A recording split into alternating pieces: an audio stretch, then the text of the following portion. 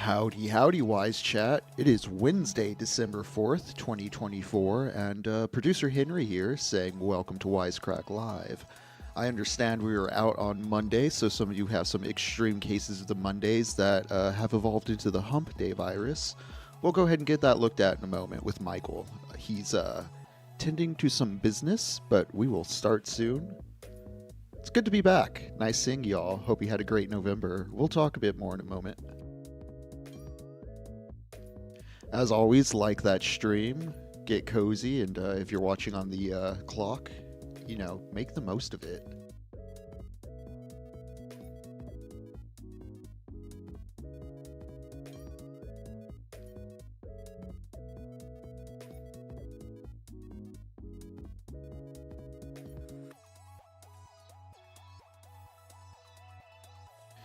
Evan, I would love that as well. Just to clarify, we are going to be watching FD Signifier. I hope the thumbnail didn't oversell him. I know we've been banging it with the guests before the November roll, although we will continue to bring guests to y'all. I like having conversations with people. I like having them on the channel.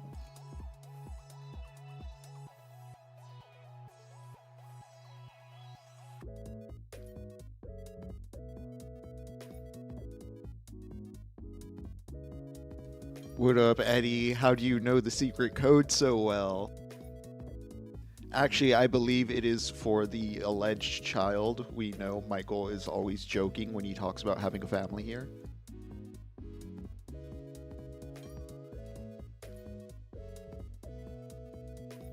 Oh, hell yeah, Sig. Also, hello, Sig and David and Deadcard.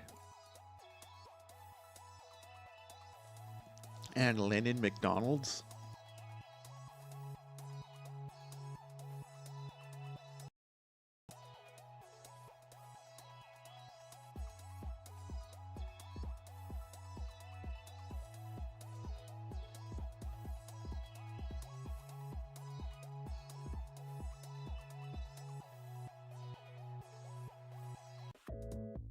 What up, Shadow Rel? Aw, thank you, Air.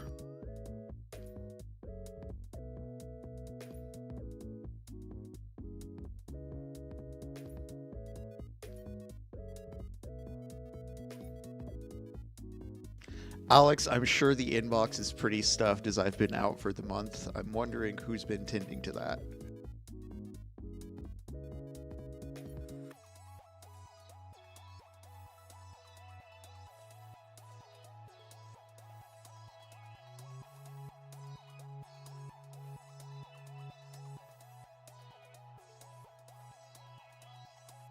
No linen, and yeah, I saw Ronnie, I think, said something up above in the chat as well. Again, we are just reacting to an FD Signifier video. Hopefully the title will clarify that.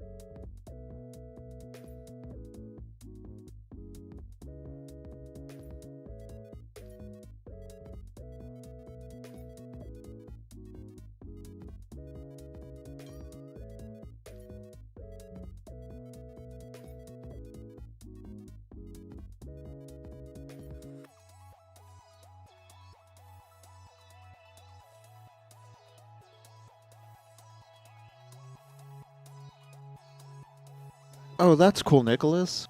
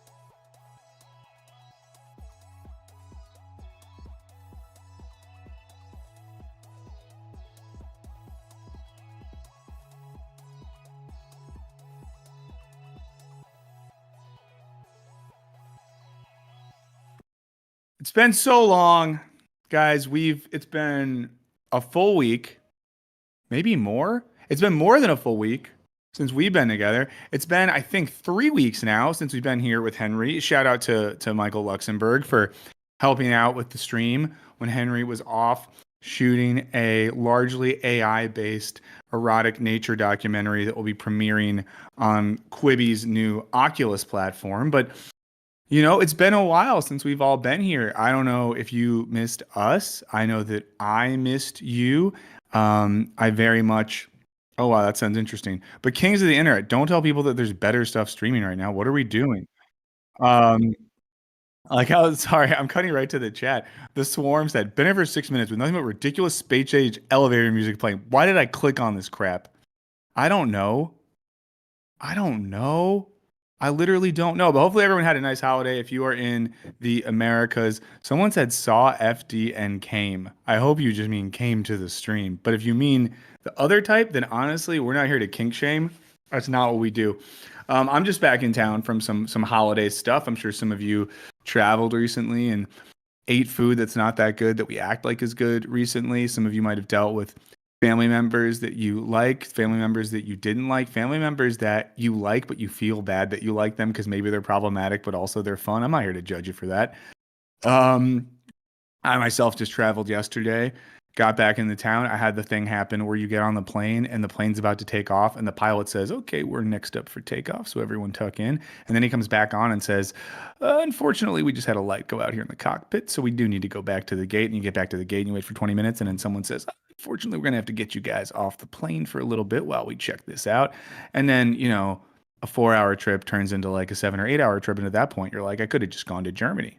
I didn't want to or need to go to Germany. Shout out to Germany. You've done some stuff over the years, some of it cool, some of it not so much. But and we find ourselves back here together. If you guys have travel stories or anything, please do share them in the chat. Lennon McDonald. I mean, we can be your family, but we're not a full fill-in for your family.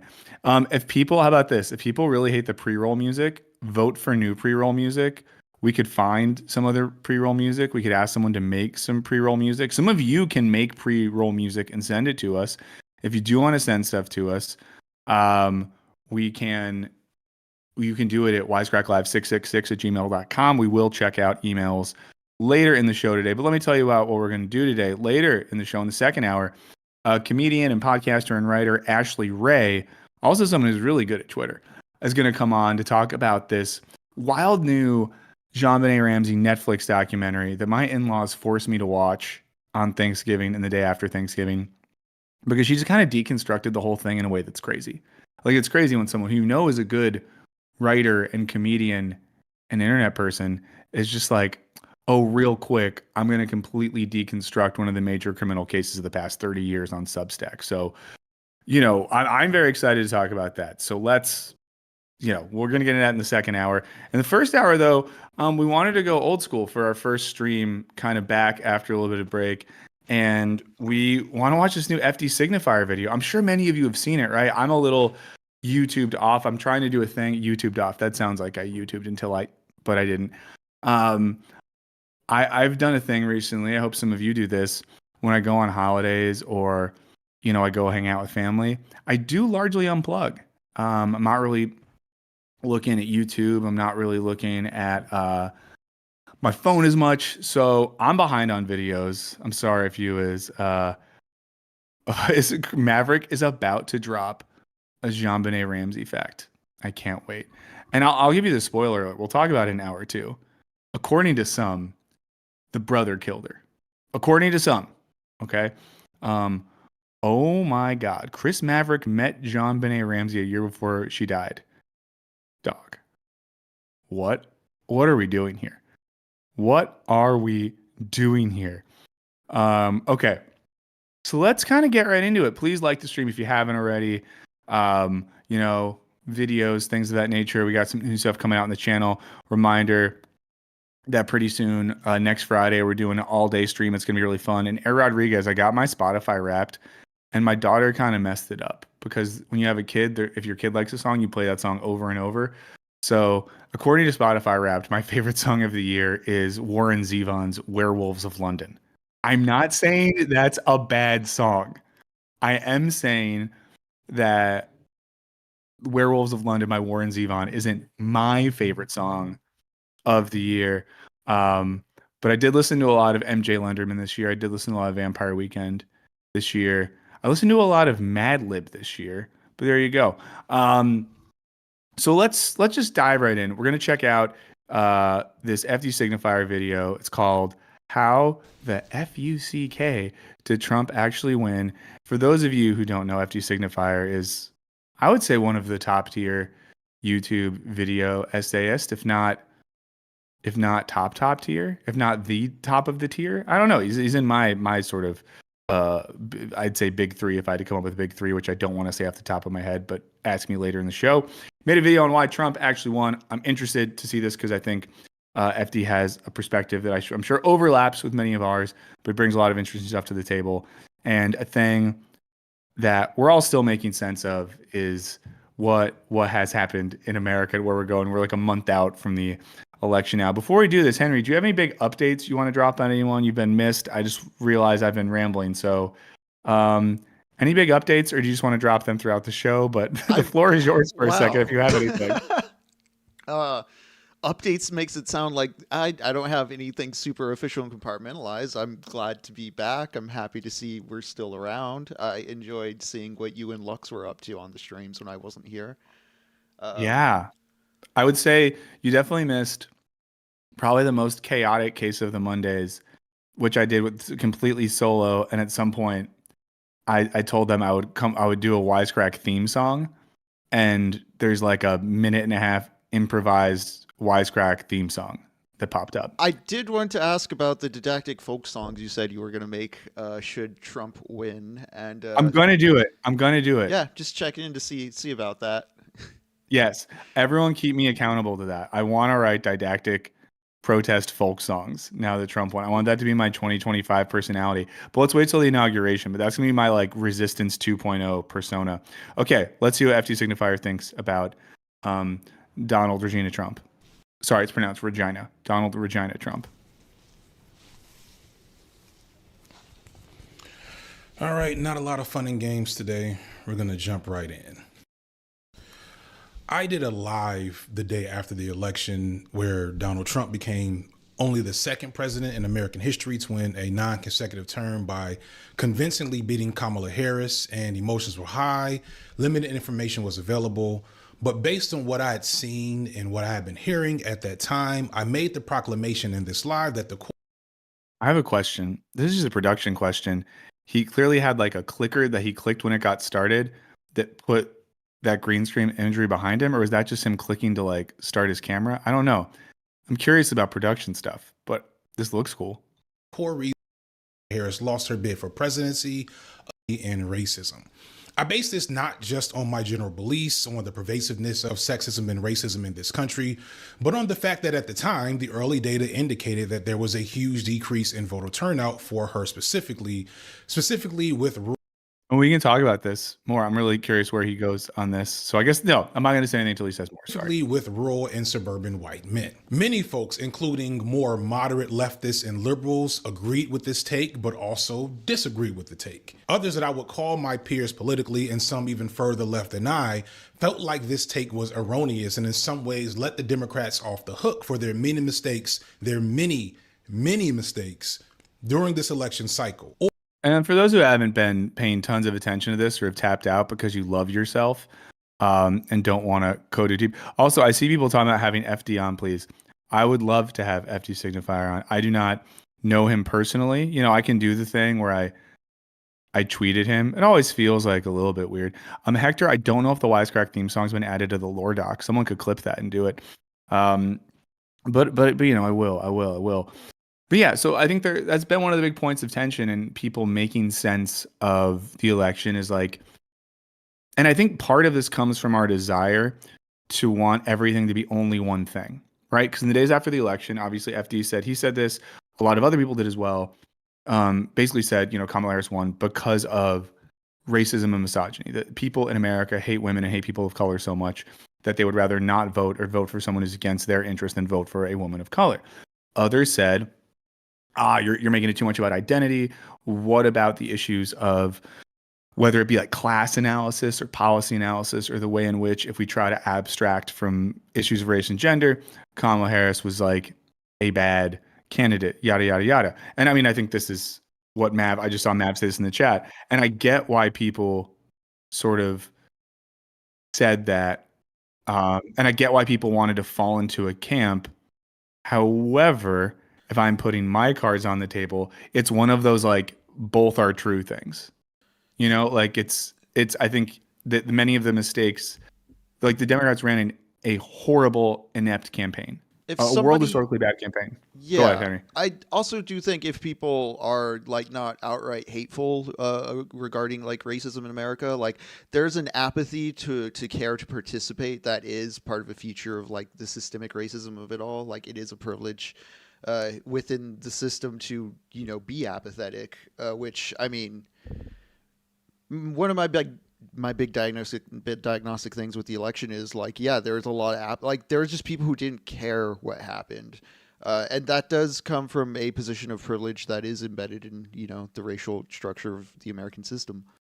Yeah, I mean, Christopher Maverick, you know, uses a word from the liberal woke academic elite, intersectionality. So basically people don't understand intersectionality, but they also want easy answers. So I had many things working against her. Yeah, like I think that's the thing, right? There's both of those things are true. And I guess I would say that like the biggest risk of only focusing on the race and gender aspects of it is it creates a way for the Democratic establishment to avoid reckoning with their systemic political and policy failures. So there you go. Old Grease. I hope that song was good. But let's get back into this. Also, Werewolves of London is a sick tune. Or like liberals, ironically, they didn't like the finger being pointed at white people when there's black men, Latino men, and Palestinians to take the blame. I found both of these responses frustrating as neither really aligned with how I saw the whole situation. But at the time, I didn't have enough data and I hadn't talked to enough people to feel too confident in my own take. But now, some weeks later, as most of the details and info are near final, along with being able to observe and process a lot of other people's opinions in the aftermath, I want to return to this opinion with a little more data. That's what we'll be doing in this video. We love data. Using a mostly data-driven approach to explain why Kamala Harris lost, or better yet, why Donald Trump won, and what lessons could and should be learned from this election. I do think, like, too, it's an important question in general to be asking because it doesn't help anyone. I mean, regardless of perspective, it's important to understand why this happened, how it happened, what we can learn about the American people and populace, what this says about political culture in general. It's important stuff. I want to make things clear. Here in the swing state of Georgia, where I live, I voted for Kamala Harris. I didn't do this out of an alignment to the politics that Kamala represented or ran on, especially in the latter part of her campaign. I didn't do this with the mythical hope that she would be pushed left. That just doesn't really happen. I voted for Kamala Harris because of the two devils I was faced with. I preferred her, the devil I knew. To many, that is unsatisfactory. And to those of you who feel this way, it is what it is. We've talked about this. To me, the world is already in a hellscape situation, and I personally find no solace in the individual victory that would have been a protest or third-party vote, nor did I think that it would make a difference, and we'll look at why that's completely true later on. I am not of the mind that a Trump presidency and a Kamala Harris presidency would have been indiscernible from each other. On a grand scale, that's likely true, but at a micro level, at an interpersonal level, and at an immediate level, I think this is demonstrably false, and I don't think anyone who's serious can say that to be a fact across the board. Trump's 4 years. I wonder if someone's going to say in the chat that that's true. Years as president before were harmful in numerous ways that were unique to him, including his handling of a once-in-a-lifetime pandemic. It's weird, too, that during Trump, there was this weird burst of, like, face-tatted right-wing white rappers, and I'm really worried that they're going to make a resurgence. That was a really bad thing. Which is made worse by his incompetence, but I digress. I'm only bringing this up because I also don't want this video to be mistaken as a defense for Kamala Harris or the Democrats. And it's really frustrating that our political discourse on the left has been so atomized and just made into content garbage that people who take nuanced look at these complex issues end up having to be in one camp or another. Like, I'm literally in the moment have done this take like 10 times because I'm trying to find the words to say Old how Grease, that's a good frustrating call. it is to want to have a nuanced conversation around electoralism when there's people that, Oh, thanks for that, Brandon. if you don't support Kamala Harris, they don't want to hear anything you want to say, even though there's obvious reasons to not support Kamala Harris. And people that don't support Kamala Harris feel like there's no logical or moral reason to vote for her regardless. This is unrelated to this, but actually it's not. It's totally related. I'm sure some of you saw this now, the Pod Save America episode where the people that ran Harris's campaign came on. It was horrible. I don't normally listen to Pod Save America, but I watched some of the clips from that and just got really angry. And then, like, the week after, the week of, Hassan hosted Pod Save America. Part of me was like, I don't know, man, is that a little bit corny? But it wasn't, and it was good. And I think it's interesting. And I'm actually, like, surprised that the Pod Save America dudes let Hassan come into the room and probably just, like, lift weights and tell them why they're dumb. But it was worth checking out. Regardless, as if anything in our political reality is that black and white. But it is what it is. I feel like it's important to continue challenging my more liberal and moderate audience to dispose of the belief that Democrats are on our side. At best, they hold us hostage and force us to be complicit in their failings and atrocities by holding the knife to our throat that is the Republican Party. But I also think the grandstanding and finger wagging, often by people who are least affected by the threat that is the Republican Party, is just as ridiculous, especially when that ideology veers into, I'll just call it magical thinking at this point. But for those who still... Very curious to hear what he thinks about that question, because I think that's right. I think it's important. And I think that I myself have been guilty in the past of being way too, what I thought at the time, like, quote unquote, ideologically principled in a way that was me being unconsciously aware of my own, like, subject position in society and the way in which some of the worst policies that could be enacted by various candidates were not going to affect people like me, which made it easier to draw those positions. And, I saw some of this on ye old internet in recent weeks when, like, There was even one time where I tweeted something very innocuous, like vote for Harris, don't vote for Harris. Either way, it is what it is. And people were like, wow, I can't believe this person would ever say they're a socialist or a Marxist or whatever. Because how could you do that and say that? And it's like, sure, guys, sure. You just got People don't past understand 666 with that. Hey, what a great point to get past 666. Just a reminder that for us, that's an important point to get to. Sorry, guys, I'm just gonna be honest. My daughter just walked by the screen and said hi. It was great to see her. Great kid. Love her very much. But 666 time is a good time to remember that in the negation of a certain type of divinity, we are not sort of advocating for evil or darkness, but in negating a certain omnipotent vision of the divine that controls all of us, that negation actually leads to a type of freedom on the other end. And that's what we're doing here. Also, if Eddie is still here right now, Eddie, I think I have your email. I wanted to see if we could, I'm just going to say this on stream. Eddie, could we pay you a little bit of money to make a little drawing or a design for something that we could make for our stream next week? A special piece, a piece of gear. Yeah, Eddie got it. Eddie knows it. Eddie's my fellow #girl dad. But Eddie, let's email if you want to get a little bit of money to make a thing for us, because I have an idea for a thing, and you're the best artist I know. I know some other of you guys do art and design as well, so you can also hit us up. I'm just very aware of Eddie's skill. I didn't mean to praise Eddie's skill at the negation of your own. Democrats are bad. I'll link some other videos that break down their failings in the description. With that out of the way, let's get to it. As of writing with 99% of the vote in nationwide, Kamala Harris has 73,879,941 votes, and Trump has 76,528,802 votes. This ranks second and fourth all time in popular votes for president. And this is with 90 million eligible voters deciding to stay home, which, believe it or not, is typical for non-voters. Usually voter turnout is around 60 to 65%. However, one important detail that will... If you're like a non-voter, I'd be curious to hear in the chat what your POV is on that, but I don't want you to get shit from people. So if a non-voter wants to share in the chat their reasons for not voting, I'm not going to judge you. Henry's not going to judge you. And I would ask the people in the chat aren't dicks. But if you don't want to take that risk, I understand it. We'll come back to is that in 2020, Joe Biden set the record for popular votes with 81 million votes. The important fact to point out here That's what I said, is that Chris. Kamala Harris got around 7 million votes less than Joe Biden did back in 2020 nationwide. That's significant. Now, you might immediately look at that and say this is because Kamala ran a bad campaign and because she campaigned on the wrong things that her base and regular people did not care about. True. Or you may immediately look and say that Kamala is a victim of sexism and racism because the same people that voted for Biden, whose campaign was exactly like hers, did not vote for her. I mean, you guys know that the reason Biden is because when Obama ran the first time, they legit said, like, who can we get to run with him that racist will like?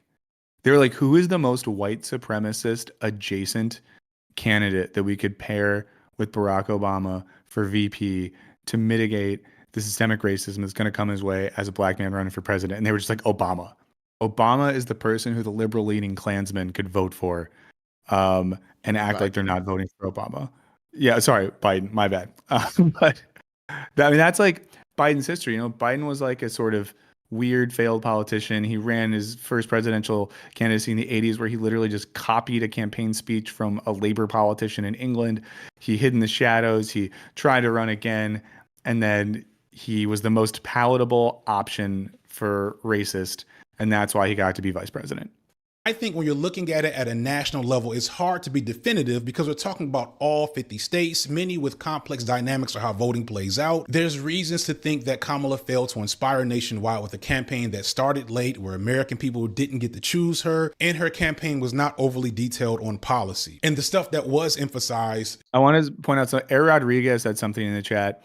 One reason I may not have voted for the presidential election and left it blank was living in Chicago and no one. Yeah, I totally get that in terms of the electoral vote. Like it's very hard to, in certain places, in certain states. Yeah, if anyone does have like a non-voter take and they don't want to get slammed in the chat, although don't slam people in the chat. Slam people? What am I saying? Allie brings up the point you could email us at wisecracklive666@gmail.com. But I think what was I going to say? I have a lot of sympathy with that. And I think that if the electoral college system in itself disincentivizes voting, I don't know, maybe that's a bad system. I don't know. Showed her to be a centrist and a moderate, which much of the base might not have been into. I would argue that much of her rhetoric at the Democratic National Convention in August was more suited for a moderate Republican than a Democrat. She talked about securing borders, having a strong military. Like, that was the day I knew it was cooked. And I'm not trying to play the like hindsight thing and act like I'm the smartest boy. Because when she first took over and when they first made Walz the guy, I was kind of like, hey, there's a chance here. I made myself forget the fact that she got absolutely decimated in the 2020 Democratic primaries. But I remember watching the speech at the DNC, and my like wife was out that night, and I just was like, not like screaming inside my house, but I was just like pacing and being like, Jesus Christ, oh my God, or you no, as she was just like, war, we're getting more bombs. Yeah, our sacred duty is to get bombs and kill brown people. That's what America does. It was sort of like if like Kenny Powers was running for president or something, but Kenny Powers was like more educated.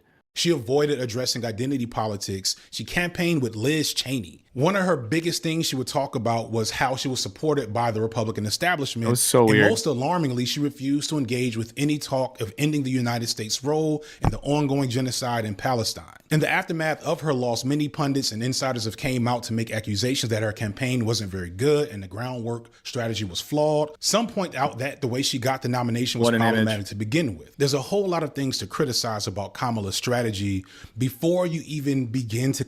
And we're like a month out. I think 3 months out, 6 months out, 2 years out. We're really going to look back on that campaign in this period, in the history of American politics, especially the Democratic Party, as just one of the biggest disastrous F-up own goal situations ever. I'm not going to say too much about it because we don't go too political here on wisecrack.org, but I'm going to talk about this at some point soon somewhere. Consider G was either informed by or was structured to deal with the fact that she was a Black woman. Since the election, I've talked to a lot of Black women, and one thing that's been said to me multiple times is that as a Black woman in these types of spaces, it doesn't matter what you say or do or what you say you're going to do, you will always be received as woke and emotional and inherently incompetent and all these things. And one could argue that the conservatism of her campaign was an effort to counteract that natural narrative, a narrative that if you look at exit polls, she definitely seemed to stick to her despite her flawed campaign. And I'm not saying that to say that her campaign was good. I'm just saying it helps explain one of the reasons why it was the way it was. However, this doesn't seem to matter when you look at the data. When you zoom in from the national level and just look at the 7 key swing states that really decided this election, you begin to really get some answers. For those unaware or outside the U.S. Does anyone live in New Mexico? What's the vibe there? You know, is New Mexico always a blue state? I don't know anything about New Mexico. Our presidential elections are except Chili's. Some bullshit, low key. The country has 50 states, right? And each state is worth a certain amount of points. If you win that state by getting the most votes in that state, you get all 20 points, even if you only got 51% of the vote. That's just so dumb.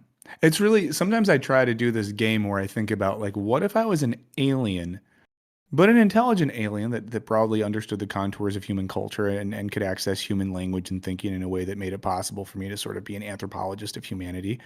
And you explain this system to me. I would just say, as a decently intelligent alien, that's dumb.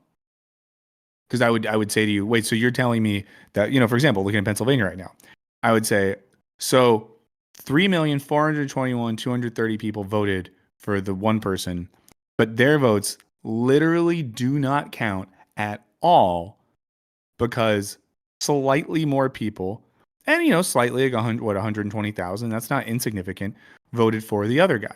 Like, that's really dumb. And it's weird that we just can't acknowledge that it's dumb. It's like me and you know, we can acknowledge that it's dumb. I don't know. Remember when like Tim Walz said something about the Electoral College was dumb and they didn't let him do a speaking event for 2 weeks? You know. You still get all 20 points. What this ends up doing is making it so 5 to 10 states that are up for grabs really control the entire election. And that's because most Isn't it Kansas or Nebraska that there's parts of that state where they do just split up the votes equally or something? States in America consistently vote in a very specific way. Some states like Minnesota, for example, haven't voted for a Republican for president since 1968.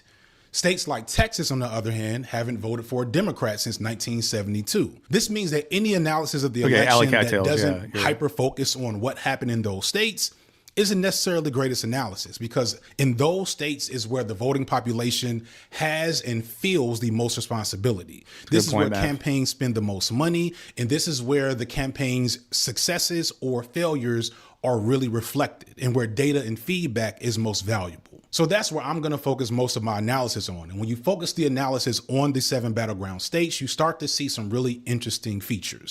Does anyone know? I know that FD is like a PhD, former academic. Does anyone know what his field is? To me, is he a sociology guy, maybe? Someone might know. I'm just curious. In 2024, I feel like there's a lot of like secret PhD YouTubers. Or there were 7 battleground states: North Carolina, Georgia, Michigan, Pennsylvania, Arizona, Nevada, and Wisconsin. See, if you had to live in one of those states, guys, I'm curious where you would live. Nevada, Arizona, Georgia, North Carolina, Pennsylvania, Michigan, Wisconsin. I'm probably going Michigan. Henry, what do you got? Oh, yeah, Michigan or Pennsylvania. Although I don't like the winters, I kind of want to go with Nevada, although I don't know what the water situation is out there. Right. Nada, my guy. There is not enough water in Nevada. I'm curious in the chat. I don't know. For me, I would say my rankings probably like, Michigan first, Pennsylvania second, then Wisconsin, then probably North Carolina, then Georgia, then Arizona, then Nevada, or the other way around. I'm not a desert guy. Harris lost all of them. However, the narrative that I presented a second ago about her flawed campaign, that voters stayed home because she ran too far to the right and didn't support Palestine, that she didn't run on any policies, etc., that doesn't really hold up here, because in 4 Michigan of the 7 swing states, Wisconsin, Georgia, North Carolina, and Nevada, Kamala Harris actually outdid Joe Biden in 2020. That's from small numbers. It's not like she outdid him by a whole lot. But considering that Joe Biden had 7 million more votes nationwide, the fact that Kamala Harris kept up with him in these 4 battleground states indicates that she wasn't doing nearly as bad as people are trying to say she was. And in the 3 states where she didn't outdo him, Michigan, Pennsylvania, and Arizona, she got within around 70,000 votes or less. So he didn't blow her out there either. Now, you may still feel that Kamala's campaign was bad because you don't like her politics or tactics on a I do feel like her campaign was bad. Specific personal level. And I would agree with all of those opinions. However, that doesn't mean her campaign was ineffective. The numbers say that it was. The difference is in Trump and some of the specific voter bases that he was able to pull in those same states, as well as specific voters that did not show up for Harris, that showed up for Biden. While all the criticisms that you probably have of Harris and her campaign are true, I still think the results are more consistent with this country's deep-rooted misogyny and racism. I know people don't like that, so let me address some of the common arguments that I've seen against this take. So one of the main things I've seen is that Kamala lost. Hell yeah, Jubilee. Lost because of abstainers and third-party voters. What a parody that, like, that we live in a world where Jubilee is a thing, and that there's someone named Sailor who voted third party. Like, of course someone named Sailor voted third party. I'm not against you, Sailor. Keep on sailing. But like, of course that's who you are and what you did. Most of which who had the genocide in Palestine as a deal breaker. All that said, very little data points to those people having a significant effect. The most prominent third party candidate left to Kamala who did not support the genocide was Jill Stein. And in no swing. I would share my Jill Stein take, but some of you would get mad. So I'm not going to share it. State did Stein get even a full 1% of the vote. In Wisconsin and Georgia, she didn't even come in third. I know some truly principled leftists actually voted for Donald Trump in protests, which... Who did that? Who did that? Show of hands. If you did that, come over for dinner. That's what I come over for dinner so we can just talk. I'll tell you did something dumb. I've done dumb things in my life, friends. I've done dumb things. I've done dumber things than you have probably. But my God. Okay, But I seriously doubt that that was enough to really make the difference here to put the loss on Stein and protest voters. You could argue that more principled anti-genocide voters just stayed home, but that would clash with the aforementioned fact that turnout was up in swing states. Stein did her best in Michigan, where there is a large Muslim population, where there was also a well-organized effort against the Harris campaign because of her response to the genocide. But even in Michigan, if you add all of Stein's votes to Kamala's, she would still lose. Oh man, I was just in Michigan and I'm looking at the county I was just in Michigan, and I guess it's red. It's light red, but it's red. I'll be honest. I've been thinking of like maybe wanting to move to Michigan, you know?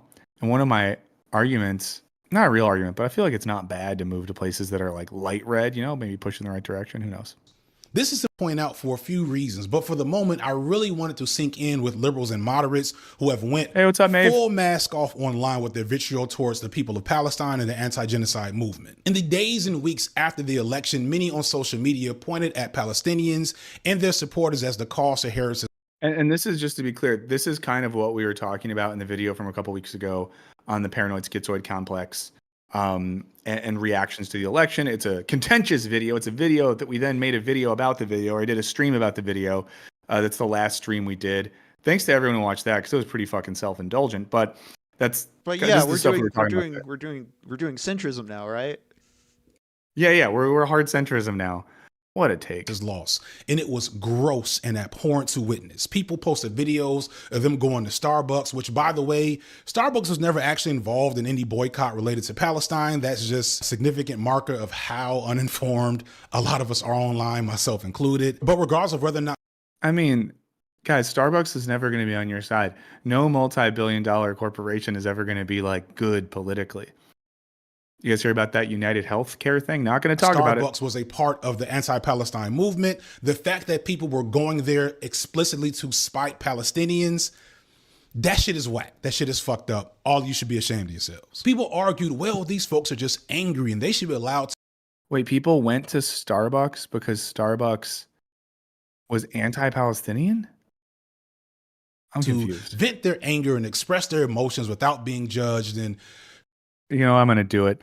If you want coffee that doesn't support genocide, we have a coffee partner. You know them. They're called Yes Please. Here's their most recent zine. I think it's one of the most recent zines. I opened a new bag of Yes Please today. Although, hold on. Guys, my neck hurts so bad. I wrecked it on these flights. I got another bag of Yes Please in the mail. Let's see what it is. We'll do a little unbagging, unboxing, teabagging video here. You know, this is what it looks like when you order your Yes Please coffee. Which one is this? Oh, this is my most recent bag from November 29th. Fresh roasted, guys. Fresh friggin' roasted. This is called their Daymaker. And those coffees from, it's like 4 different farms in Guatemala. You can order Yes Please coffee via our situation. You get 20% off. They're good people that don't do weird politics, and they make a good coffee, and you could have the good coffee, and you could get a discount on the good coffee.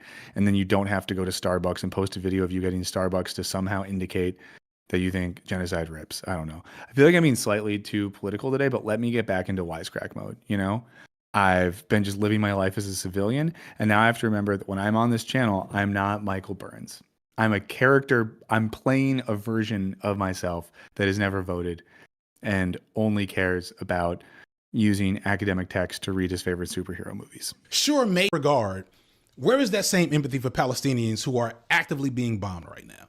Of all the things that came out of the election, this was the most disappointing to me because I genuinely expected better. And in some situations, I don't know why I did. But I'll come back to this. Another thing that people point out is that certain progressive ballot measures won in states that Kamala lost. For example, in Arizona and Nevada, they established a state right to abortion. This even won in the deep red state of Missouri. And in these particular situations, progressive ballot measures won big time, sometimes getting more votes than Trump and Harris in a particular state. So this would be a good argument against the misogyny and racism issue if you don't actually understand the difference between progressive politics and progressive policies. Many people will point out that progressive policies like universal health care, gun control, abortion, all tend to be popular issues that most of the nation agrees upon. The problem there is how these issues are seen if they're connected to or in any way can be seen as supporting of Black people, people who are seen as undeserving. Whenever an issue is connected to Black people in this country,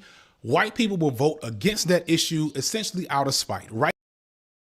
Listen, I'm not saying that I disagree with that claim. That's an intense claim. The idea that any policy that is looked at as supporting black people, white people will vote against it out of spite.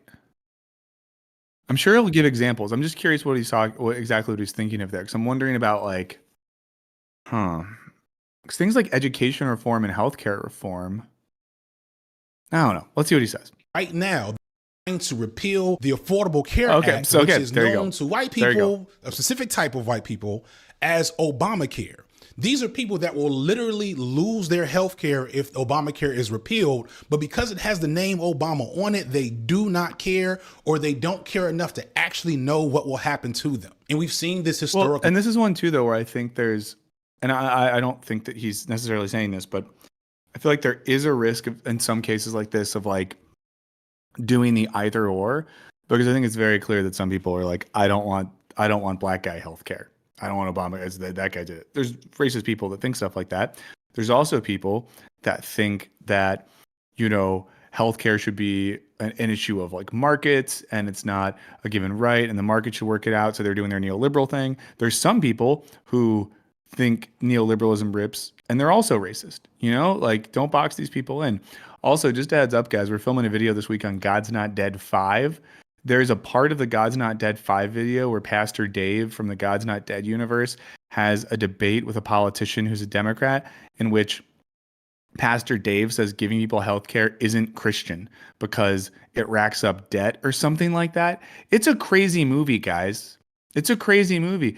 There's a point in which they make a clear analogy between Democrats in America and Maoism in China. They say that the Cultural Revolution in China is a good analogy for what the woke liberals want to do in America. It's a crazy movie. I'm letting you know that. There's a part of the movie where someone says, do we want to be like China, North Korea, socialist Europe? I'm not saying that there's parts of China, especially North Korea, that probably not good, probably don't want to go there. But then when they say like socialist Europe, it's like, you know, Maoism, North Korea, an outdoor farmer's market in Denmark. What?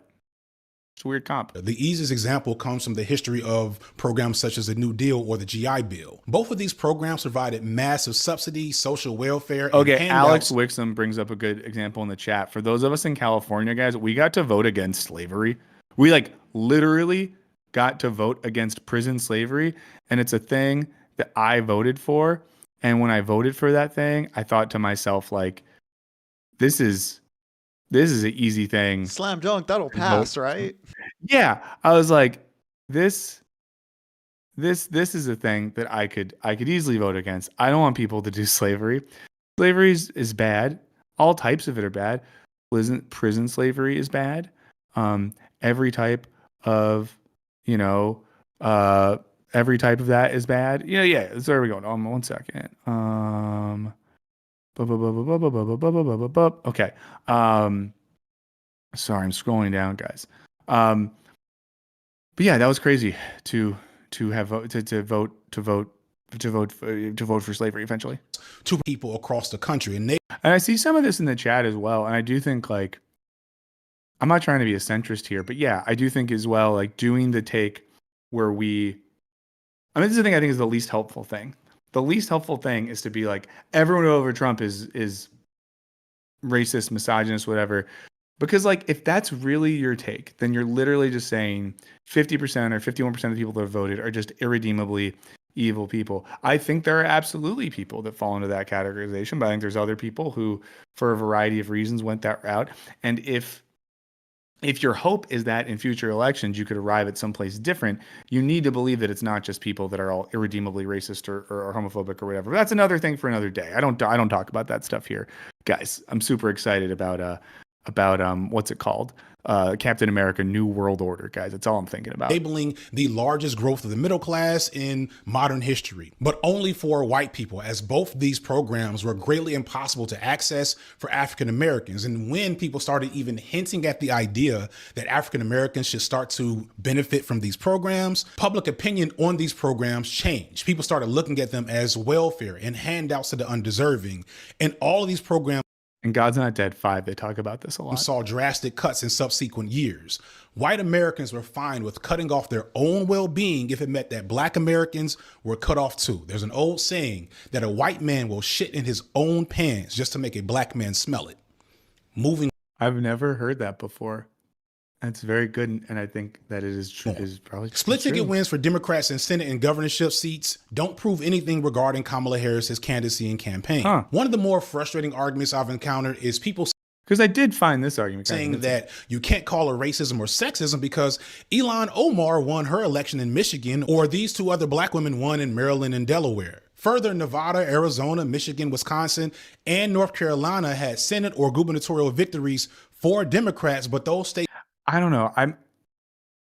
I still think that this might be obfuscating a little bit how world historically unelectable at the national level Kamala Harris was. Not go for Kamala Harris. How can you call it racism and sexism when other black women and other Democrats were supported in situations where Kamala was not? Again, this sounds like a sound argument.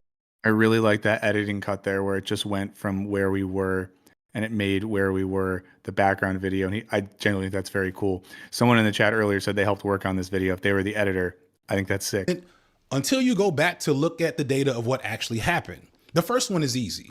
Ilhan Omar is a House representative from Minnesota's 5th District, a deep blue district in a state that, again, hasn't voted for a Republican for president since 1968. You know that Minnesota during one of the Reagan elections was the only state that went blue? How crazy is that? Meaning that Kamala still won it in 2024. You can't compare Ilhan to Kamala because once Ilhan Omar won her primary, her re-election was basically a formality. There was already a world of support for her against any Republican opponent. She won with less than 300,000 votes. There's no comparing these two races on scale alone, let alone the fact that that was an easy mode win for both of them. The same can be said for the black women that ran as Democrats.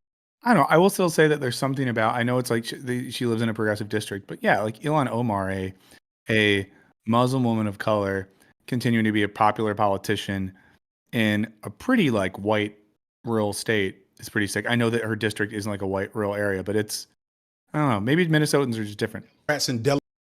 In any situation where you're in a deep blue state with the Electoral College a second ago, you pretty much know who's always going to be in power in that state based off that population. Of black people elected as senators in the United States, historically, the only Democrat to win in a non-deep blue state. I would love to see a take of anyone who thinks the Electoral College is like good. That's another thing that I wouldn't judge. I mean, if you wanted to share it in the chat, I wouldn't be mad. Oh yeah, Mav, I'm gonna hit you up about the stream next week. Don't worry. Just don't worry. But what was I just saying? Oh, my brain broke. Oh yeah, if anyone has an argument for why the Electoral College is good, if you want to share it in the chat, I think that's totally cool. Or you could share it with us via email, wisecracklive666@gmail.com. I would genuinely love to hear it.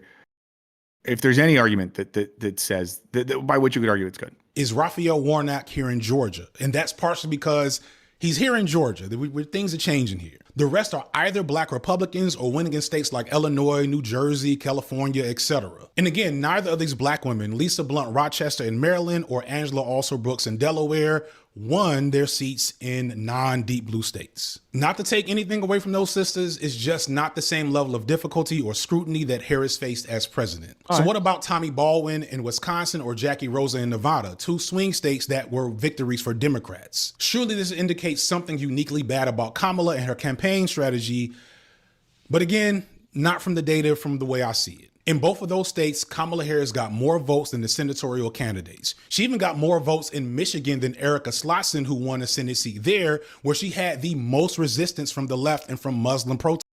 I'm confused about math. She got less votes than okay. She did get literally a few hundred votes. Fun fact, I'm bad at math. Less than Tommy Baldwin in Wisconsin. And it does look like she won't get more votes than Ruben Gallo in Arizona, who seems like he's going to win that seat. And she also didn't beat the incumbent Democratic governor of North Carolina. But there's some very significant reasons why that was always going to be a blowout win for the Dems there. I hope all of you at this point read the Mark Robinson post. I'm not going to read any of them on the stream, but just a reminder as well, we're a few minutes away now. We're not going to watch this whole video, partially because we don't have time. We have other stuff we want to do today, partially because I kind of like when we watch a video from a channel that I think is really great, I like the idea of edging you slightly and not letting you complete here so that you have to go to their channel and watch the rest of it. Because the thing that does happen is sometimes on some streams that watch the whole video, you know, I sometimes wish those people just came and watched it with us. So when we do stop this video, please go watch the rest on FD's channel, leave a comment. Let him know we sent you. Maybe then he'll like us and want to come on the stream sometime. I'm not saying that because he doesn't like us. I don't think he thinks anything about us, but it'd be great to chat with him sometime. But overall, in these other high stakes elections, it doesn't point to a unique rejection of Kamala by her voter base for any reason that would align with some of the criticism I mentioned earlier. In fact, almost all of those candidates ran with the same type of policies that Kamala did. Overall, she did great in the swing states. And had she just won the states where she did outdo Joe Biden, she would be the president right now. But she didn't, because Donald Trump significantly outdid his own performance from 4 years ago. And once we get into those numbers, it forces us to face some really hard realities. So let's return to those Senate races in Wisconsin, Michigan, Nevada, and Arizona, and especially Pennsylvania, because they also tell us some other things once you look at the numbers. The voter results in these races, to me, point to the most important detail about what really happened in this election. Again, Kamala lost I want to get to the most important all stuff. of these states, but outside of Pennsylvania and Arizona, she outdid Biden's performance. Further, Wisconsin, Michigan, Nevada, and Arizona were Senate wins for Democrats. This means that not only did Trump win these states, not only did he outdo Biden's numbers in most of them in 2020, but he also outdid his own Republican running mates in these same states, because Trump would win the state, but Democrats would win the Senate. And the gaps here are pretty significant margins. As of writing, in Wisconsin, Trump got 1,697,769 votes and won the state. The Republican senatorial candidate got 1,641,181 votes, a significant but not so wide margin akin to how Kamala did in similar situations. In Michigan, Trump got 2,814,316 votes. The Republican candidate got 2,691,621 votes, a pretty significant gap. In Arizona, Trump got 1,764,862 votes. The Republican candidate got 1,591,318 votes. Again, another significant gap. In Nevada, Trump got 751,205 votes. The Republican candidate there got 677,000. Well, again, like the Electoral College, right? These margins are so crazy that you win 50.6%, you get all those 1,046 votes, a significant gap considering the size of the state. And in Pennsylvania, the one place. Oh, I know that he won the popular election, so I know he would have won anyways. Is there like a website or a place where people do the mapping as if we were a popular vote country? Where a Republican actually won their race on a split ticket, Trump got 3,538,989 votes. Okay, awesome. We'll get going soon. We're going to wrap this up in a second, and you should totally finish the rest of this video on FT Signifier's channel. And we're going to have Ashley on in a second. Votes, and the Republican senatorial candidate got 3,395,274 votes. Again, a large gap in a state where the Republican actually won. This pattern is replete nationwide with Trump in solid red states. There are millions of people nationwide that went into a voting booth on election day with no interest in voting for any other candidate on their ballot other than Donald Trump. They checked one box and then turned their ballot in. Now, this isn't something that never happens. Federal elections always have higher turnout, but it's significant to see the scale at which the nation, or more explicitly, people in these swing states, showed up for the old racist, adulterous, treasonous, rapist felon, as opposed to the black woman district attorney who branded herself as a cop. So who are these people? You already fucking know. Like, why? Well, I shouldn't have to make this fucking video. The data I've seen indicates that there are white men in the suburbs and rural areas. It's people that look like me that are maybe slightly older. Yeah. That live in more boring places with worse restaurants. My takeaway is that, like, across the field, like, for both sides being apathetic, Trump was able to sort of juice more specific to him support, like, not even like as evidenced by beating out Republicans who lost their state races while Trump won the presidential for it. He was able to, squeeze that micro-targeted juice. Yeah, I mean, it's wild, and it's a bummer. It's a bummer that people like this guy much. So Ian thought this was a pretty weak video. Never saw any of this statistics prove Kamala lost. Yeah, I mean, honestly, Ian, I'm not gonna finish the whole video right now because we're gonna have Ashley on in a sec. But yeah, I think there's stuff to think about here, stuff I want to talk about more. Drift King 305. We're gonna figure out what to do by the end of the year. You ask this question every time, and I appreciate it. It's a good and a fair question. But I don't have the answer right now. Let's watch a couple more minutes of this. Then Ashley Ray's going to come on and talk about how she single-handedly deconstructed an entire Netflix documentary, along with like 30 years of investigations into a case. It's just wild stuff. I even had Nicholas Nameless help me out by doing a spreadsheet of all the counties in these. Oh, this is Nicholas who was in the Nicholas chat was in the earlier. chat. Awesome. Whoa, Nicholas, this is cool. You did swing this. states. Can you do math for us, Nicholas? Just to make sure this was true.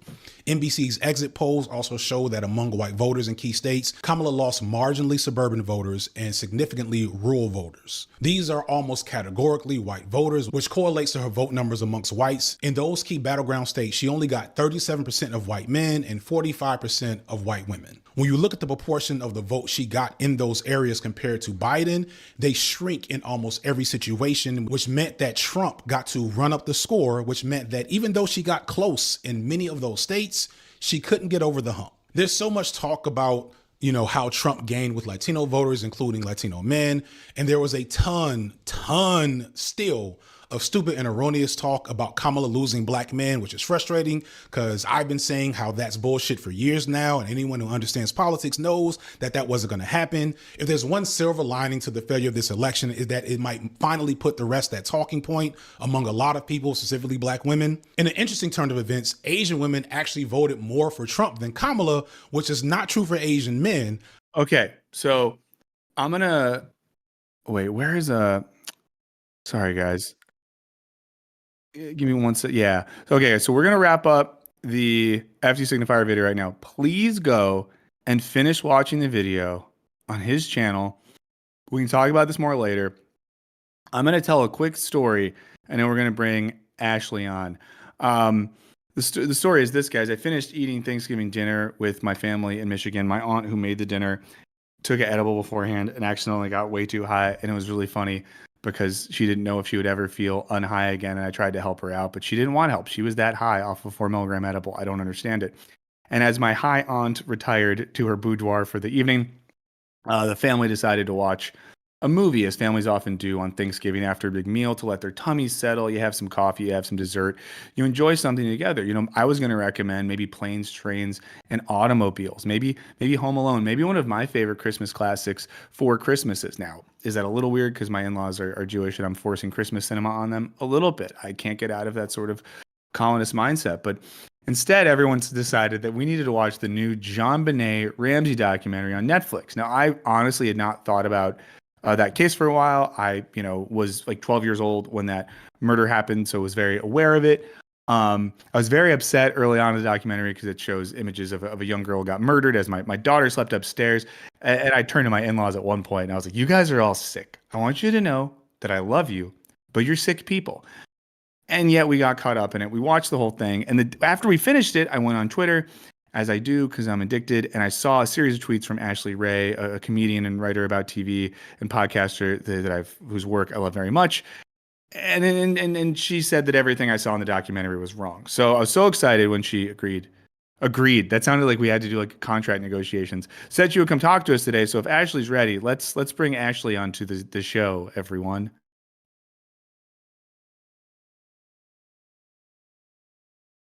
Hey. Oh my Hi. God. Hey, how are you? Thanks for being here. I am so glad to be here. Thanks for having me.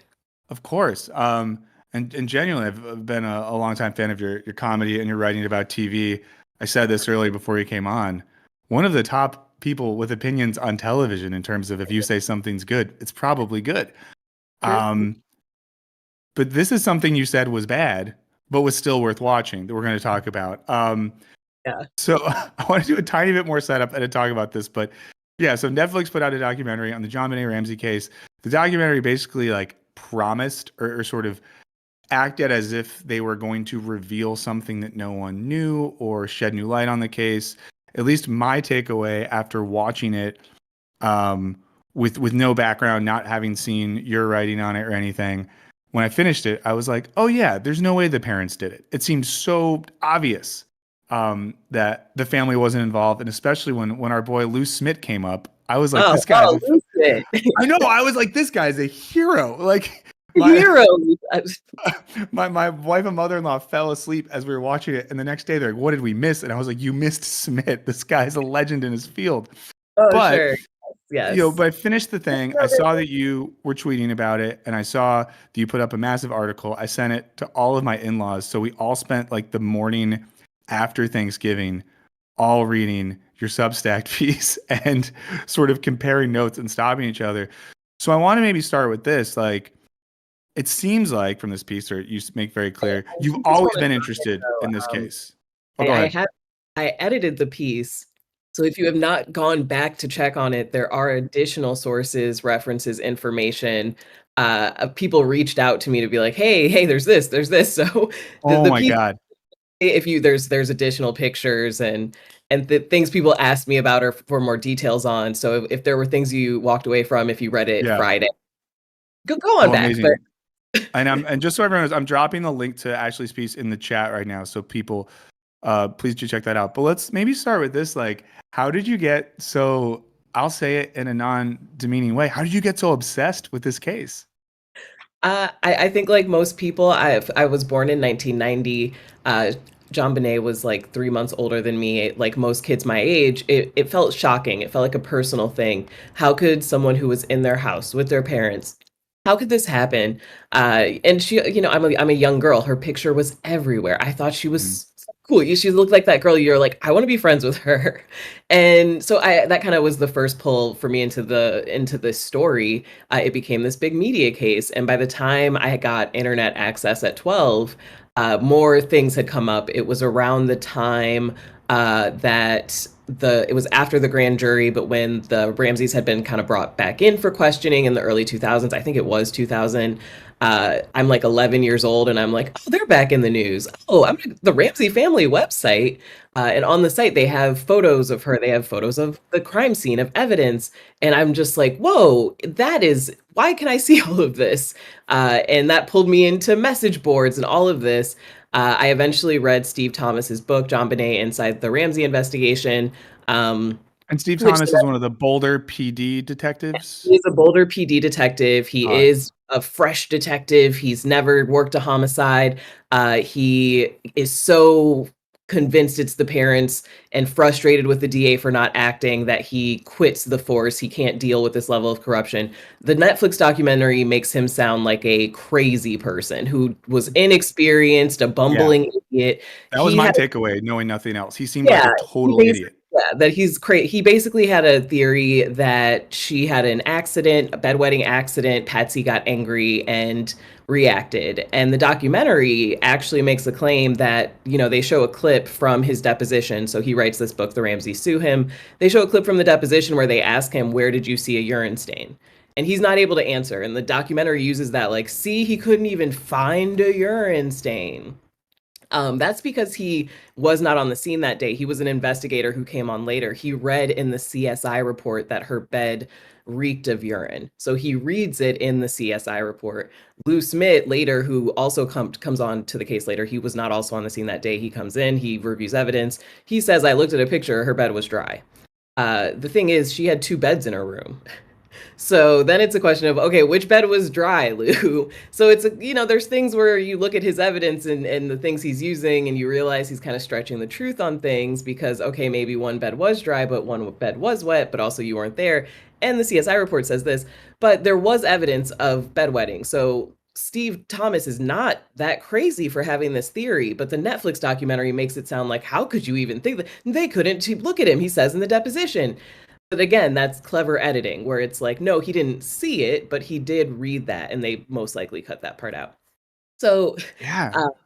so obviously I've read Steve Thomas's book. Later I would read James Kohler's book, Foreign Faction, which also lays out a lot of theories and evidence that point to the family. And so by like 2016, when the CBS documentary that points at Burke specifically comes out, I was already like, yeah, I know it's yeah, here we go. Burke And for folks who don't know, just to make sure everyone's off. So Burke, everyone, is JonBenét Ramsey's older brother, Yes. who the He's documentary on Netflix, they present the idea as utterly absurd Yes. that he could have been involved Or killed the sister. Yeah, from the start, the Netflix documentary says nobody ever looked at him. He wasn't investigated. He, in fact, was cleared. The DA, Alex Hunter, wrote a statement clearing him. That's, again, a partial truth. The Ramsey lawyer sent a statement to Alex Hunter saying, "Will you clear Burke?" Alex Hunter said, "I will sign the statement you sent, but I'm taking some things out." He took out a part that said, "All of our questions regarding Burke's role that night have been answered." He said, "You can't put that in there." And he said, "You can't put the part in that says he's never been considered under suspicion." Yeah. So, And I'm going to pause the real DA quick. who also had connections with Ramsey, he's like, Yeah. "Okay, I'll sign it." But so again, it's for those half truths. But the documentary basically makes it sound like it is the craziest internet psychos who believe this theory. But James Kohler is the lead investigator on the case from, I believe, 2005 to 2007. He is brought in by the DA. This is when the DA, Mary Lacey, has ownership of the case. Mary Lacey is the person who, after new DNA evidence comes in, it writes a statement basically saying the family didn't do it, we're sorry. And all the other DAs were like, "Why did you do that? You should not have done that." But James Kohler is brought in under her. She basically makes it clear, "I want you to explore new leads. I want you to look at intruders." Within a year, he goes through the evidence. He goes through everything Lou Smith says. And by a year, he's like, "Yeah, so I have a giant presentation. The family is involved in this." And she gets mad. He's kind of taken off the case. About 10 years-ish later, or no, I guess it was 2012. He puts out a book, the Foreign Faction book, where he's like, "Look, I don't think anything is ever going to be prosecuted in this case because when you look at the family, there is a reason why we'll never see a court case." And he has, again, coming from the DA, where again the family has always said it's Boulder PD that messed up. The FBI wasn't brought in, and he makes very clear, "I came in on the DA. I looked at the FBI evidence. I looked at Boulder PD. I looked at everything, and this is my theory." And interestingly enough, he's never sued for his book. He is in the lawsuit. But the other people that have written books about this, like Thomas, you said, did get sued by the family. Did get sued, yeah. All right. And one thing real quick as well, I realize some people in the chat are slightly mad at me for this. I'm going to do a quick summary because some people, and we have some younger folks who hang out with us who I think are slightly unfamiliar. I'm going to do a bullet point thing, and then you can, when I'm done, correct me where I fuck up, Ashley. But guys, the basic gist here is that a woman named JonBenet Ramsey, little girl, was like in beauty pageants and stuff, is found murdered in her parents' home. There was initially a ransom note that her parents found, but then they later found her body in the house. What I can remember being a kid at the time was it was sort of like this huge national news story. For those of you who are young, you might not have experienced this. It was on every news show, every magazine in the grocery store when you went with your mom to get cereal or whatever. And it was like the parents were suspects and everyone's parents were talking about how, like, if they killed her, if they didn't, whatever. No one was ever convicted for this. There was never really a trial. There's been a bunch of different theories. There's been different documentaries and stuff over the years, but it's an unsolved crime. And then the impetus for the succession is a recent Netflix documentary, which posited itself as something that was going to reopen the case and shed new light on it, which kind of left us with nothing, which of course, guys, is how we ended up talking to Ashley, who seems to know more about this than many of the people involved. So that's the TLDR, but add anything I missed there before we keep going. I think you covered it. I forget that, younger people, I forget, this case was so big that they aren't aware, like, oh, there was a whole Ramsey family website about the case, that this was on the news without hearing about updates on this. People were like, news cameras were just going to Boulder, Colorado from New York and LA to cover this story. It was in the New York Times. So for people my age, we're very aware of all of the suspicion that was around the parents at the time. I think pretty quickly at the time, as soon as people started hearing details, people were kind of like, "Oh, that's very suspicious. They can't say the mom didn't write the ransom note." So right away, the FBI and Boulder PD are like, "We can't say she didn't." Even the Ramsey lawyers are saying it's a low probability she wrote it. A week after the murder, the Ramsey family, they go and speak to CNN before they do an actual sit down with the police. So this is the big red flag. The CNN interview is kind of weird. They say some things that are odd, and that's when really the case blows up on a national level, and people are like, look at the parents. So time has passed, and this family, they are millionaires. So this is a part of the story that I think is often lost. If you look at the photo, it's very clear. Like, this is a rich family, but Yeah. now they kind of are seen as like, oh, this sweet family that had this thing. But an article had been published before the incident that said Access Graphics, John, the father's company, had just sold for $1 billion. So this is a family with a lot of money. Right after the incident, they hire lawyers. They hire a PR firm. They get a website set up, and they do all of that before they have their first sit down with the police. Which seems sketchy. And as someone who knew nothing watching that documentary, that was the first part. And I think it's like in the first third of the doc where there was room for an audience member like myself who knew nothing coming into it to think like, this seems incredibly sketchy. Yeah. That people whose kid just died that would go like the PR route rather than the do anything we can to help find our daughter's killer route. You know, the police are saying, we need your clothes from that night. They don't turn them in until a year later. The police are like, that's weird. They don't want to give us their clothes so we can narrow down the DNA we found on her, because they found a specific kind of DNA, and this will be very important. It's trace DNA. So that comes from sweat or saliva. It can be someone sneezing on you. It can be if you're at the gym, someone gets sweat on you. It's sort of the lightest form of DNA possible to find. You can't tell when trace DNA is deposited. If someone sneezed on you at the store a week ago, it could still show up on your clothes, 2 weeks later. There's, no way to really know. That becomes huge because they find unidentified trace DNA from 6 different DNA profiles. So that means 6 different six different that they can't identify. And they're saying to the family, hey, we need your clothes from that night so we can see if any of the trace DNA on you matches this. Maybe Patsy went to the grocery store, someone sneezed on her, and that's where this comes from. That could be an absolutely innocent explanation. Patsy says she changes JonBenet that night into her pajamas without taking her clothes off from that day. She was at a party. They all were. Totally innocent explanation for that. But the police never get their clothes. They don't until, a year later, like I said. So they're not able to do that right away. So they have these 6 unidentified DNA profiles. One of the DNA profiles they find on her long johns and on her underwear. And for them, this is sort of a red flag. This is, this must be the unidentified male. They disregard the other 5 profiles, which some people are like, I'm gonna look at this one, but then they're like, well, this is in the most suspicious area. But then it's like, well, her mom put her pajamas on her, and if you don't know what trace DNA is on the mom, what if it came from that?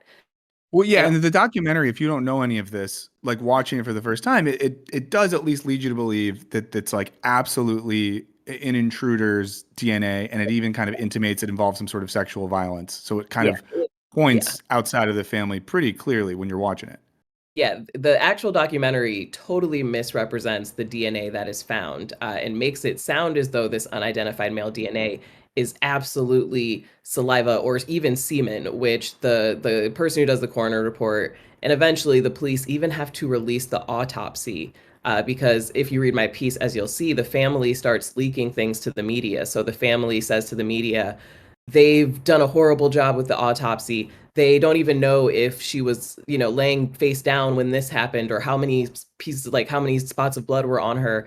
And the thing is, the police do know those things, but they don't want to tell the public. They don't want to share that information with the media because those are things only the killer might know. So why share it? But then the Ramseys, through their team, are leaking information to the media saying it's bad they don't know those things and aren't sharing it, which is kind of weird. But that, again, is a whole other part of the deep dive in the thing. But basically, this is why Boulder PD starts to be suspicious of the family. The Netflix doc makes it sound like these are inexperienced police who have no idea what they're doing and they're bumbling idiots, and they just immediately start focusing on the parents. But that's not true. Like I said, that day, they don't force the parents to turn their clothes in. They don't interview the parents. The parents say, we want time, and they go, we respect that. They're still being seen as victims. It's not really until an FBI agent who had been called in, because originally this was a kidnapping. So the FBI was called in, and pretty immediately they are like, this is the weirdest ransom note we've ever seen. And this is what I wanted to ask you, because there's doesn't talk about this it all. Well, yeah, as someone who knows nothing, again, and I did last night to prep for talking to you, I went on Netflix and I watched, or maybe it was Hulu, and watched two of the other documentaries that exist, or these A&E ones, one of which is like the exact same points as the Netflix one. Um, but a thing I just couldn't stop thinking about was like the whole pretense of this is a kidnapping feels insane because their ransom note is batshit crazy and It's seems to crazy. make no sense. And just as a human being with common sense, and for those of y'all who hadn't seen it, you should look it up later. And obviously, you should like, if you Yeah. watch the thing, read Ashley's article, even if you don't, still read it. But it starts by like we represent a multinational foreign faction. It just sounds insane. A small foreign faction. When you are a foreign faction, it is important to denote your size. Oh. But But that's pretty, the part that seems insane. Like, how did anyone yeah. not It focus on that? Yeah, it also said, well, the FBI did immediately. The Yeah. FBI tells the police on the scene, you need to look at the family. In the history of the FBI, we have never seen a 2.5-page ransom note. It's 2.5 pages.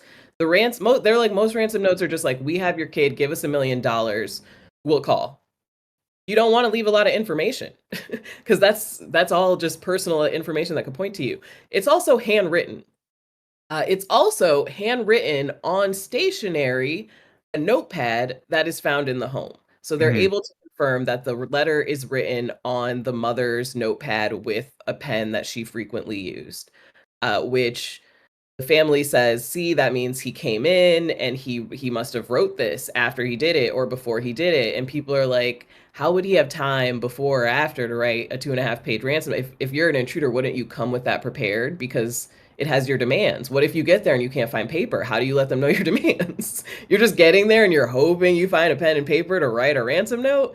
So these are the red flags for the FBI right away, day one. And that's why Boulder PD, again, is like, we have some questions. Also, they get handwriting samples from the mom immediately. They aren't able to clear her samples. So in the Netflix documentary, there's something they say that's like, in a civil suit, 6 handwriting experts said it was a low probability it's Patsy. That is true. In that civil suit that the Ramseys were in, they paid for their own handwriting experts and were able to get that on the record by paying for their own handwriting experts in a civil. Oh. That's what the Netflix documentary cites. In reality, the investigators at the FBI, at Boulder PD, their handwriting experts said it is a high probability that Patsy wrote this. There is one profiler for the FBI. He does forensic linguistics. So he doesn't study handwriting. He studies the way people phrase things and use words. He studied previous writing from Patsy, different phrases she used. A case his name is James Fitzgerald. A case he's famous for is finding the Unabomber, Ted Kaczynski. Holy shit. He's the guy who found the Unabomber using this The method. Unabomber guy thinks that. The Unabomber guy thinks Patsy wrote it. That's what I added to the article. Yeah. And to me, he's very good at his job. He found the Unabomber. He reads previous things from Patsy. He's like, there are phrases and words she uses in like Christmas letters that we see here. This is, there's another person that he trained who also worked on the Unabomber case, who does look at handwriting, who originally actually reaches out to the Ramseys first because he couldn't stand the media treatment they're getting. And he had seen public text and public writing from Patsy and looked at the note. And he wrote this long letter to Patsy saying, I don't think you did it. I think you're innocent. I want to help you. And the Ramsey lawyers never reach out to him. But eventually, Boulder PD and the FBI reach out to him and they say, hey, we want you to look at this. He does. He puts together a whole statement and he is like, oh yeah, Patsy wrote this. He's like, I am so certain Patsy wrote it. He's like, I am ready to say it in court. But then the Ramsey lawyers are like, hey, actually, that guy, he was looking at the case online a year ago and he wrote us a letter saying he thought Patsy was innocent, so he can't be involved in the case. It's a conflict of interest. And the DA knew this, but still allowed Boulder PD to work with this guy, even though the DA knew eventually anything he said would be thrown out. So Well, it's so one here's yeah. yeah, I want to get to this because I don't want you to like spoil your whole piece because everyone should read this because it's incredibly thorough. But I want to get to this maybe. Yeah, two things I want to talk. I'll ask you this first. So how do you get to the, because I will say, having finished the doc, the idea that JonBenét's brother Burke did it would have seemed absurd. However, you, via your research, which we know is very thorough, you have arrived at a conclusion like that. So can you let us know, like, what do you think? And again, hypothetical for legal reasons. We don't want anyone to get sued here. But what's your take? Everything, Allegedly. So I read Foreign Faction by Kohler, and this is the first big piece to come out publicly that does allude to Burke. And even in his book, you can tell he is afraid. He doesn't specifically say what he thinks happened, but he points to behaviors in Burke that had previously been ignored. So a lot of people say he had never been violent. Why would a 9-year-old kid do this? It turns out the one medical record they are able to access is that when JonBenet is 4 years old, Burke hits her in the face with a golf club and she's sent to the ER. At the time, and they interview family and friends at the time, Patsy is saying he lost his temper and he hit her, kids. Later, when they're asked, she says it was an accident. He was practicing his golf swing and he went back too far and he hit her. And that's what Burke also says in his Dr. Phil interview in 2016. But, investigators do notice the difference in story. So that, again, is a little like, hey. Also, one of the details about the night of the incident is there is a lot of evidence found. People say this is such a mystery. It was this master intruder who didn't leave any evidence, but a lot of evidence is left. So pineapple is found in JonBenét's stomach.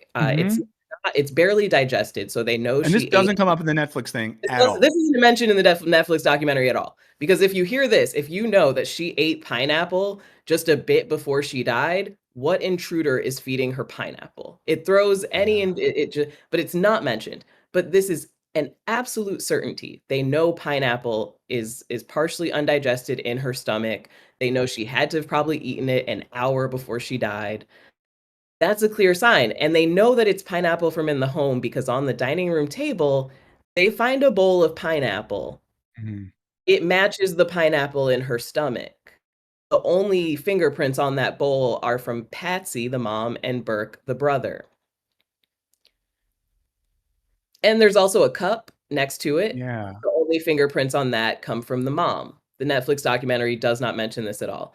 The night of, they're asking Patsy, well, when they find this information out during the autopsy, they ask Patsy, they're like, hey, did she eat anything that night? Did she have any snacks? Maybe you got home and maybe you forgot to tell us, like you fed her a snack or, you made a snack for the kids. She says, no, I don't know anything about pineapple. I did not feed my baby pineapple. I did not give her pineapple. Patsy even says if she ate pineapple, the intruder gave it to her. And they're like, what? And she's like, what foreign faction feeds pineapple to their victims? To their victim. And also, if you remember Lou Smith, our boy, he believes the people stun gunned her in her bed. And that's how they got her out of the bed without her. And Lou convinced me of that. I was all in on that as they presented in the doc. Hey, how do you stun gun someone and knock them out and then get them down to the kitchen, wake them up and say, hey, you want to eat some pineapple before we go?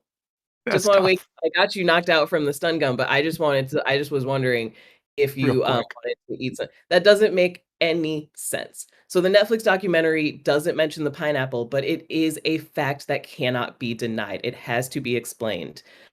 Kohler, that guy I told you about, who's brought in by the DA, who is, no sides. He thinks this is a big clue. He's like, yeah, whoever would have been able to give her this pineapple has to know something. We know she gets hit not soon after by the way that it's digested. They know it's not from earlier in the day. Like I said, they match it to the pineapple in that bowl. And they also think it's weird Patsy claims to know nothing about it. And Burke, they say, knows nothing. They say he was asleep the whole time. We will discover many times that is a lie. Burke himself will say in 2016 on Dr. Phil, I went downstairs after everyone went to bed because I wanted to play with one of my toys. Yeah. So he has said, I woke up after everyone went to bed. And then it's a question of, oh, well, did you hear anyone in the house? Did you hear an intruder? Because her time of death is 1 a.m. So the family gets home at 9. There's a very small window for an intruder to get in, do all of this. If he got up after everyone went to bed, what was that, like 11, midnight? Did you hear it? thing? Did you see? It brings up that question, but we don't know this until 2016 when he does Dr. Phil. Prior to that, the story had always been Burke was in bed the whole time. He was asleep. He doesn't know anything. He wasn't there. He doesn't know anything. It's a little odd. So that's when people start to go, okay, well, what other real evidence can we look at? Beyond the pineapple, we know that there are feces found in JonBenét's room the night that she's killed. And this, again, not in the Netflix documentary, but is 100% true. It is in the evidence. It is in photographs. So they find a pair of large, blue and gray pajama bottoms that have feces in them. It's smeared. These pajama bottoms are too big for JonBenet. And then they also find that feces smeared on a candy box in her room. Ew. So at the time, the family was like, she'd been having bedwetting issues. That was probably a previous thing. That probably happened forever ago. The thing is, in crime scene photos, those pajama bottoms are in her room. She had a bathroom in her room. They're right next to the toilet. This is a family that had a maid. The maid said she was there on the 23rd. She would have cleaned that up. On the 24th, the maid doesn't come, but Patsy does say that she checked her daughter's room that morning to see if she had an accident, and she didn't. She probably would have checked the bathroom too, cleaned it up. And then you have Christmas, and she says Christmas morning, she also checks to see if she had an accident because she had worn her favorite pajamas. In her interview, she says, she hadn't had no accident. So if it happened then, she also, again, probably would have cleaned it up if she noticed pajama bottoms with feces on them in her daughter's bathroom. So people are like, well, when did it happen? When did this happen? And Patsy says those pajama bottoms, those are JonBenét's. She says they belong to her. The police have a hard time believing this because why would this little girl who wore a size 4 pink pajama most nights suddenly be wearing extra large pajama bottoms? And why would she smear feces on her own candy box? Why would a little girl do that? That doesn't quite make a ton of sense. And this detail is never mentioned in the Netflix doc. The Ramseys never really address it. But most people think that the police do have the answer to whose feces these were, or how fresh or how old it was. Because the thing is, if it was from that night, the cops would know. They know what the kids and anyone in the house ate at their dinner at the Whites that night. So they know what would be in that stool. They're able, if they do know, we don't know. But that is another important piece of evidence that most people kind of overlook or don't even know about. So with those things, the only other real thing we can look at is the grand jury trial. So there is a grand jury trial that's done. And some people think even the fact that they're able to get enough evidence to put a grand jury together that looks at the parents is already kind of a big flag. Mm-hmm. But this grand jury trial is a big part of the Netflix documentary. As they mentioned, Lou Smith, the guy, he loves the Ramseys. He files a lawsuit to be able to present his theory in this grand jury trial. The DA doesn't want him to, probably because they know most of what he has to say has been disproven. But he files a lawsuit. He gets to speak to the grand jury.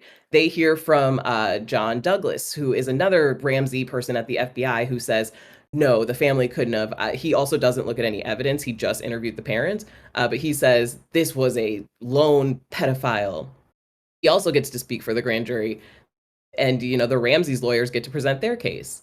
And then they also hear from Burke. Burke Ramsey is the only member of the family to testify in front of the grand jury. The Netflix documentary does not mention that. They do not. Yeah, they do not. You would think if this doesn't involve him and he was asleep and doesn't know anything, why does the grand jury need to ask him questions? They also interview Burke's 3rd grade teacher. Some people think that could have been to confirm some changes that Patsy had made. So every week, his teacher and Patsy would share notes of progress. And before the murder, Patsy always wrote hers by hand. Afterwards, they were always typed. The teacher thought that was weird and reached out to the police. And so some people think maybe they wanted the teacher to come in and confirm that. So we don't know, but we know that they probably are asking some questions about Burke because he's there. There's another whole piece of evidence that is, I'm just going to ask you to read my article because it's about an enhanced 911 call. Yes, that was very interesting. Burke was asleep. He was asleep the whole time. But when they call 911, police hear some voices in the background and they're able to enhance the audio and they hear John and Burke in the audio.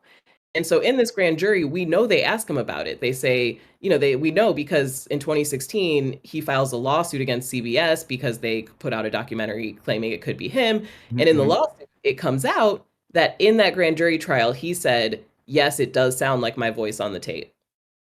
So we know they ask him about it. And we know he says it sounds like his voice. But that means, why are the Ramseys lying about him being awake? Why are they saying, if he was in there, it would make sense. He's a kid. His parents are screaming, calling 911.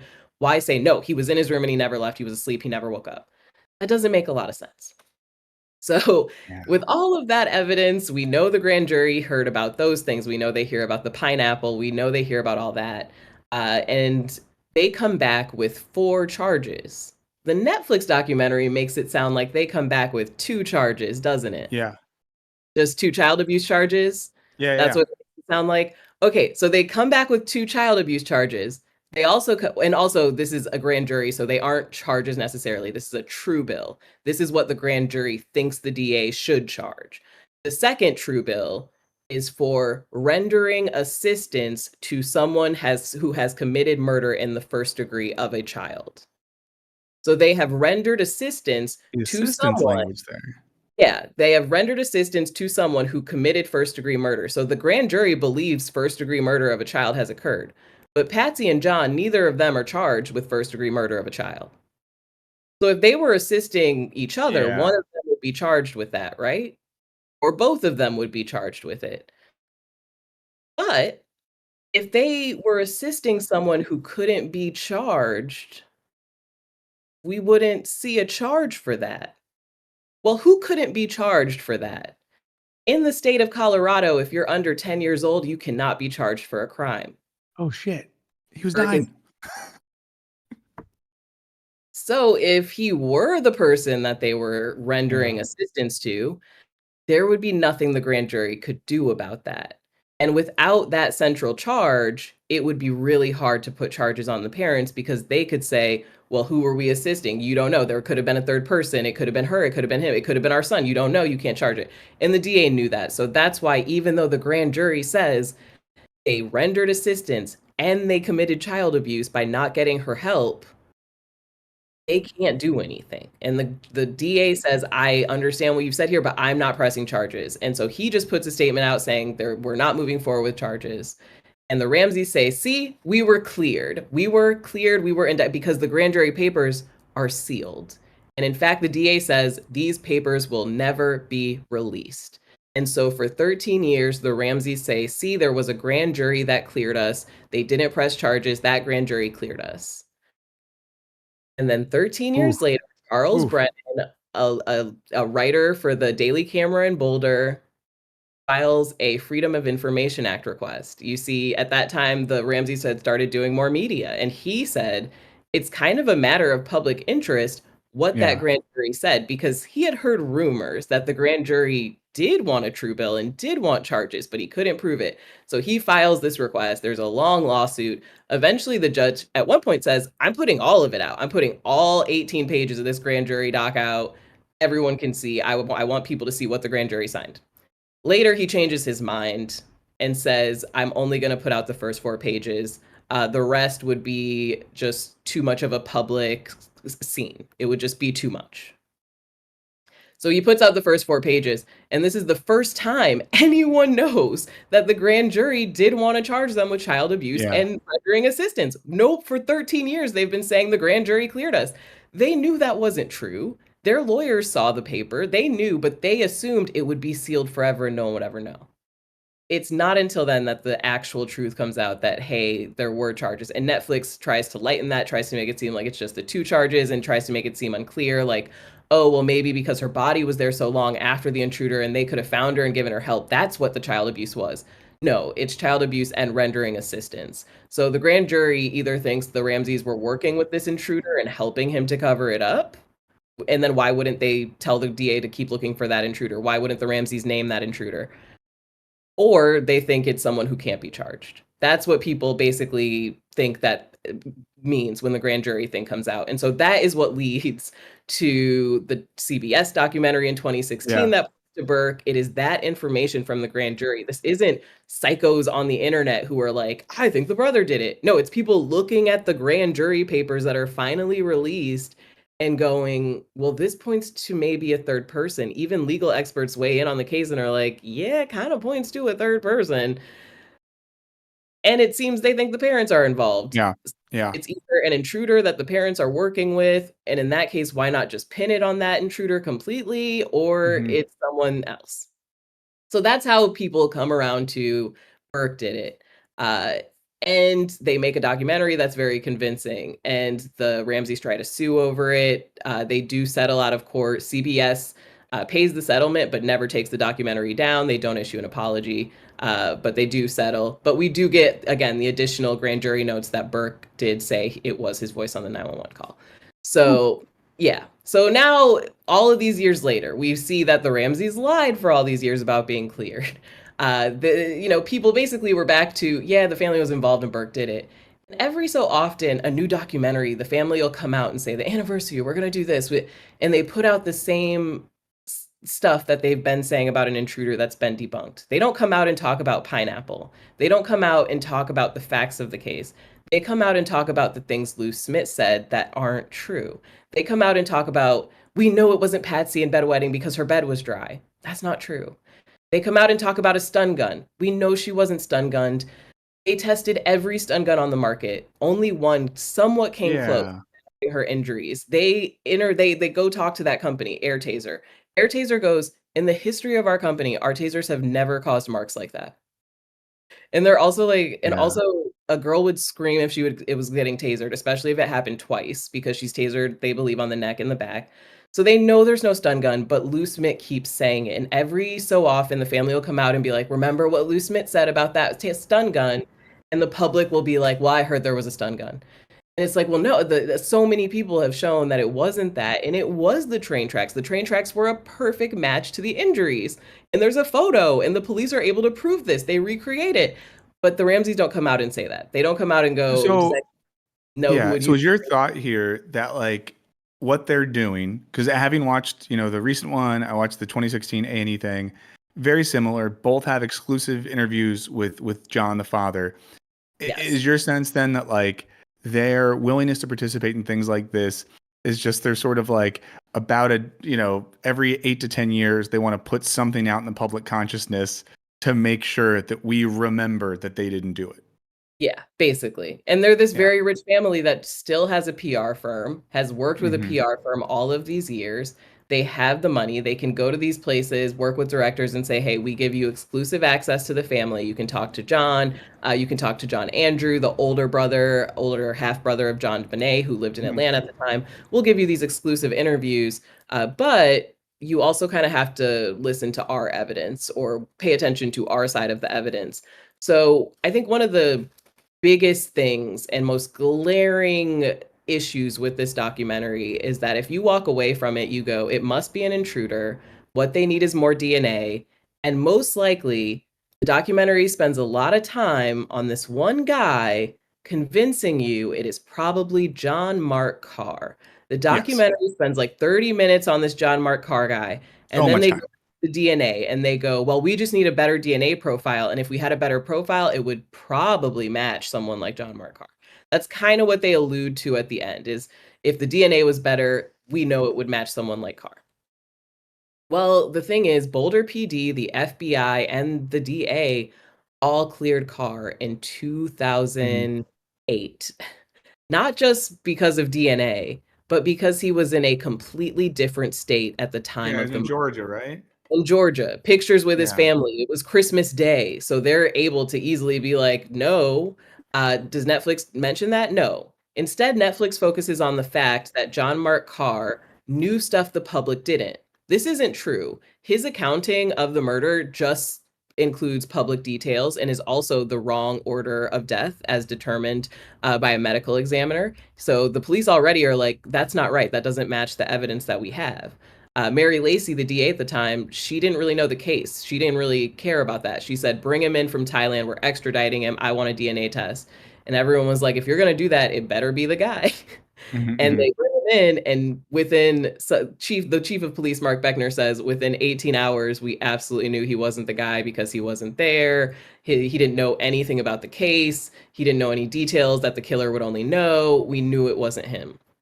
The Netflix doc says, well, we still think he's suspicious because he knew the nickname JonBenet would use for her grandma, and no one would have known. Yeah. And Michael Tracy, the detective hired by the Ramsey, says, I did a Google search. That wasn't anywhere. So how did he know that?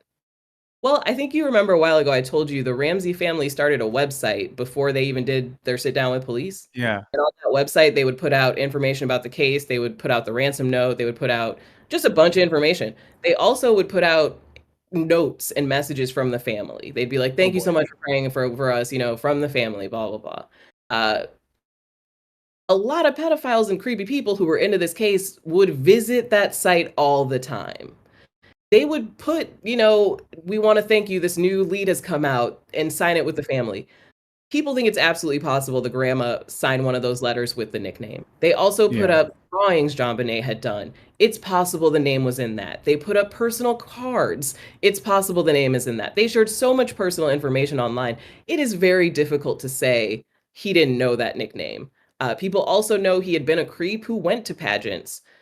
Patsy was involved in the pageants, but even their maids and stuff, even the grandma says she was the one who organized everything. So she also was going to the pageants.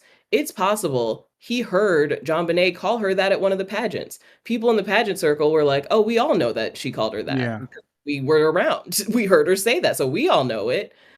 Did they do an interview at some point and say that? You can't say it's not public information, but the Netflix documentary presents it as no one would have known that. See, we did John says nobody would have known that. And it's like, no, you guys know that you put information online that could have led to someone knowing that. So every point they use to point to John Mark Carr has been disproven, yet the documentary spends 30 minutes on this guy. It's a long time with that guy.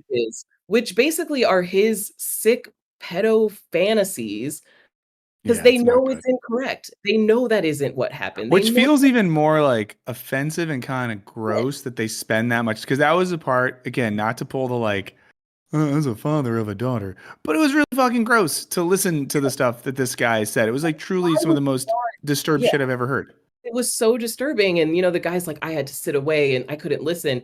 And the other detectives are like, if you knew any details about the case or where evidence was found, you would know he was lying.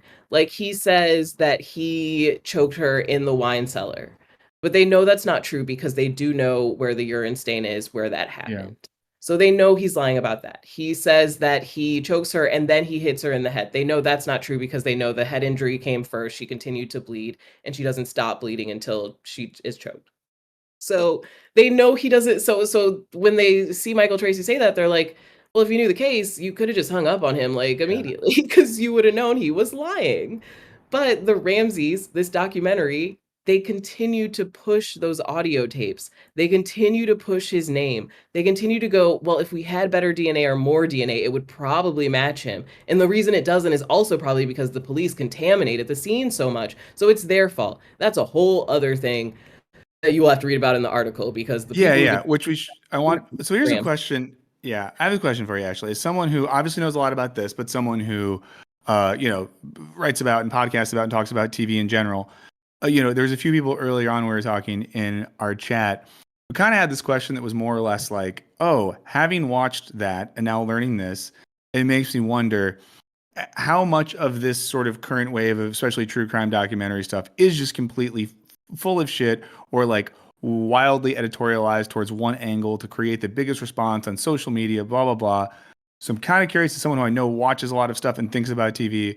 How should this leave us feeling about our consumption of not just this documentary, but our consumption of things like this in general and the production pipeline that keeps things like this coming to us at least once a quarter? How do you think about that? How maybe should we think about it as viewers of this sort of stuff? Yeah, as viewers, I think we all have to understand, and I think most of us know media can be used to manipulate, it can be used as propaganda, and today, even more so, we see people who are willing to buy AI bots to push a message on Twitter. It is very easy to Mhm. convince a documentary, director to tell your story. And we see this happen a lot. So like Making a Murder is sort of the first one that becomes big, where people are like, this guy must be innocent. And the police are like, we can't tell you the additional evidence we have, but trust us on this. And eventually, articles come out that show, hey, here's all the evidence that wasn't in the documentary. That's what tells a narrative. That's what is able to get people's attention. And so we know that's how it happens. But at the same time, it does work on both sides, right? So the reason that I'm able to kind of come to my conclusion of what happened is because of Kohler's book, but also in 2016, CBS puts out a documentary of the Mhm. other. And this isn't just, it's also, it includes the FBI director who like looked into the case. It includes a lot of legit people. Kohler is also in it. But that they're the first people to really present the Burke thing. And so it is on both sides. It's like you will see, the Ramseys go on Dr. Phil and say, hey, Burke is totally innocent and wasn't there and was asleep the whole time. Uh-oh, he changed his story, but no, like, don't pay attention. And then a few months later, the CBS documentary comes out. So whenever the Ramseys do something like this, it's usually because something else is coming in the other direction.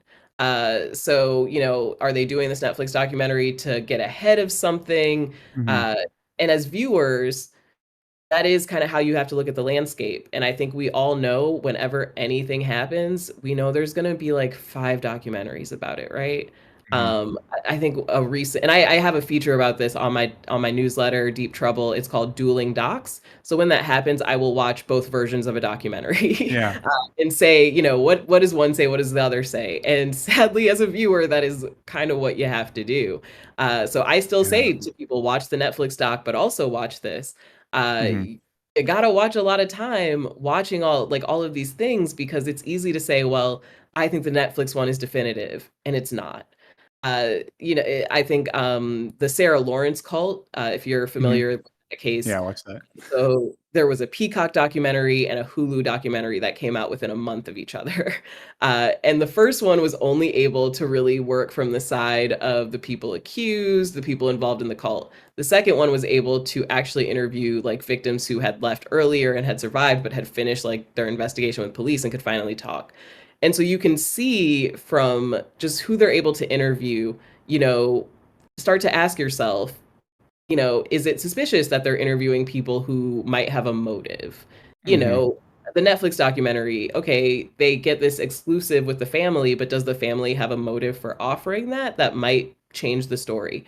You have to kind of ask yourself these questions and just take in as much as you can. And I mean, personally, I love watching documentaries. I don't mind sitting and watching Mhm. 5 documentaries all about the same topic. But there are people like me. There are a lot of guides out there that can tell you, hey, these are the Yeah. 3 things you want to watch about this topic. But if you really are interested in learning about something, if a documentary, even like the John Bonet one on Netflix, arouses your interest, which I have seen happening and I love it. It's mostly people who watch the Netflix documentary. They're like, I'm digging into this. And they go to the subreddit dedicated to JonBenét Ramsey. And they're like, I can't believe they did that to the family. And everyone is like, oh, okay. So here's the thing, Netflix lied to you. Here are the actual details. And so you keep seeing this happen where people get pulled into it, but then inevitably they find the truth. Even when the Ramses, or whoever their PR team, or when this narrative comes out that way, people will always sort of kind of do their own research, look into things. They'll go, well, what is the Netflix documentary not telling me? What else can I learn about it? And they'll stumble on books like, Kohler's or Thomas's. And then they kind of always end up coming to that conclusion of, is this thing not solved? Because it seems like the FBI and a bunch of people think they solved it. And the grand jury thinks they solved it. The grand jury Mhm. has said they don't think new DNA will point to the killer, which I think is the biggest sign that everyone involved is involved in the case. They don't think there's anyone who was involved whose DNA has not been tested. Yeah. Well, I have a final quick question for you then, semi-related to this. And thank you so much for spending this time. And guys, the for anyone watching this after the fact, the link to Ashley's article is in the description. I posted a bunch in the chat as well. But some people, I'm one of these people who, if I watch something like that documentary or a lot of true crime stuff, it makes my soul feel really dark. And when it ends, I need something sort of like a shot chaser situation to watch to make me feel less dead inside. As someone who watches a lot of TV, has good takes on it, if someone is going to watch the JonBenet thing or any sort of dark documentary like that, and they want something they could watch, maybe in the 22 to 30-minute window after they finish, what would be one of your recs for something that's relatively recent, someone could check out to kind of have a nice, fun, light time? Yes, yeah, because that propaganda is convincing. I'll say, even after I watched that Netflix doc, I was a little like, wait, wasn't it an intruder? They do a good job of like pulling they it. do it, like they pulled me in. And for a day, I was tweeting like, wait a second, and then I was like, let me go reread that book and watch that other day. And then I was like, no, I remember now. Yeah. So I am in that process too right now of like stepping away and being like, I need funny stuff. I am gonna recommend Man on the Inside. So you already have Netflix if you're watching, Who Killed JonBenet. Man on the Inside, Ted Danson. It is so funny. A lot of writers who like work with Tina Fey on it. It is just so funny. And St. Dennis on Peacock or Hulu. It's an NBC show. I think has just been really, really funny. It's like 5 episodes in. It's by the guy who worked on Superstore. It's about people who work in a hospital. So yeah. Okay, that sounds good. Yeah, then Man on the Inside I've watched. I love that so much. And St. Dennis seemed interesting. I saw the those are definitely definitely it's like Scrubs adjacent, maybe.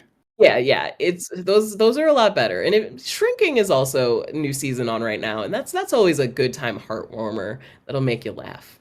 Well, this is great. Thank you so much for giving those to end on. So guys, watch the JonBenet thing, read Ashley's article, and then you can watch St. Dennis, Shrinking, or Man on the Inside to feel less dead inside. Ashley, thank you so much for spending so much time talking with us about this. I really appreciate it. And then for everyone, you got to read Ashley's thing. And it's a great article to send to like your, older relatives who aren't on the internet who have watched that JonBenet thing. So I can't recommend that enough. I convinced my mom and aunt with it. So amazing. Awesome. Well, thank you so much. And hopefully in the future, I can bug you to come back and talk to us about something else at some point.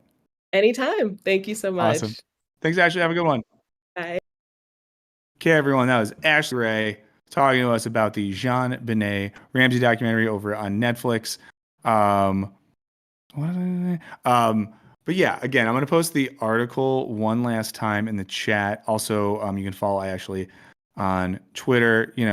Is Twitter dying? Yeah. Are there still some good people on there? Yeah.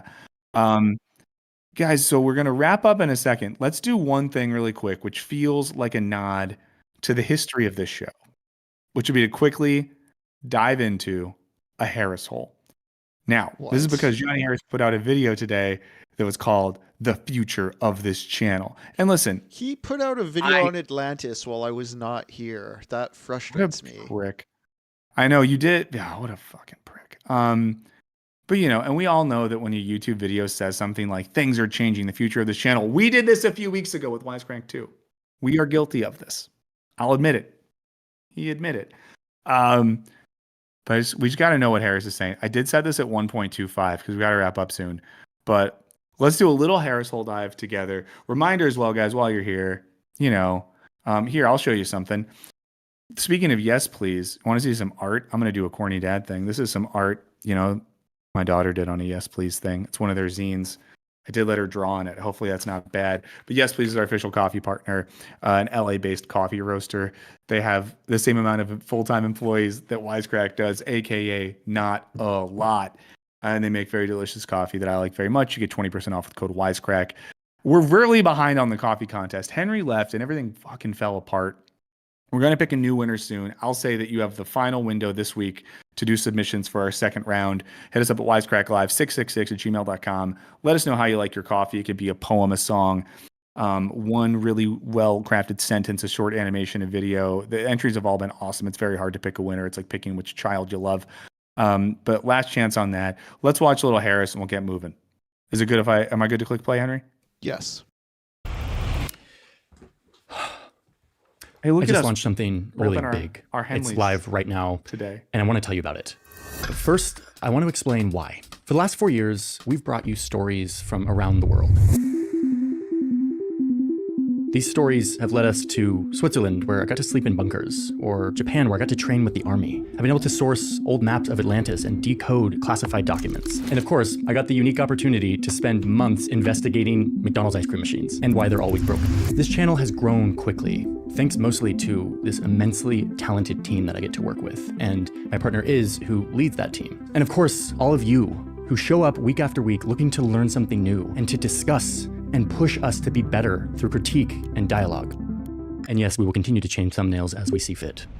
We make this show because we believe in the unique experience of understanding, and that experience of understanding doesn't come through constant streams of updates and Hold on, I'm just going to finish swallowing all the neoliberal ideology. headlines and alarming articles trying to grab your attention. Instead, Like the stream if you haven't in a while. Let's end with a little push. we believe that true understanding comes through depth, through nuance, rigor, a look at history, an acknowledgement of gray area, good faith debate. We want to keep building a place where that kind of journalism thrives. Rigorous, accessible, visual journalism that is led by creators. This is the kind of journalism that I love to make and the kind of journalism I like to watch. Last year, we teamed up with Sam Ellis to launch Search Party, which helps you understand geopolitics and global sports. And today, I'm excited to announce that we're doing it again, teaming up with another talented journalist to launch a new channel.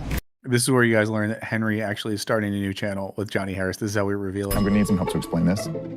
Christoph Halvorsen is one of the most talented visual storytellers I know. His journalism is driven by an endless curiosity and a desire to bring the audience into his process. Not just telling us what he learned, but showing us how he learned it. And today, he is launching Tunnel Vision. Wow. Tunnel Vision is live right now, and the first episode is about the crypto scams taking over WhatsApp. And in it, you'll see what I'm talking about. The show will document Christoph's journey into uncovering mysteries and answering questions direction that we've been working. Okay. And for those wondering, this isn't going to change anything happening on this channel. I'm going to keep publishing in-depth videos. The only difference is that you're just going to get more creator-led journalism from a growing number of channels and shows that we will continue to develop and launch. My vision here is that New Press becomes the home of the best visual journalism on the internet, from a growing Okay, you started a thing. It's going to be the best visual journalism on the internet. I wonder how it's going to be ideologically coded. You know, we'll see what happens. That's the big Harris announcement. What are you going to do? Supremor said he had to unsub because he used AI in the Atlantis video. Disappointing. Here's a question. I'm going to ask Henry this, and I'm curious what you guys think in the chat. Is there a way to, like, ironically and self-awarely use AI, or is it all bad? I think no matter what, there's the environmental cost to consider. Ooh, that's a good point. Good point right there. That's a good point. Some musicians in Los Angeles who I don't like hate, people I'm just like aware of, have been making like AI flyers for their shows, and I find it incredibly corny. But I think they're doing it in a way where they're trying to be like ironic. Who are like DIY artists to help you out there, but yeah. Yeah, I just think it's a weird one. Let's do this, Henry. What are some, and the rest of you can do some what arias as well. But I'm wondering what you've been consuming, listening to, anything like that while you've been gone.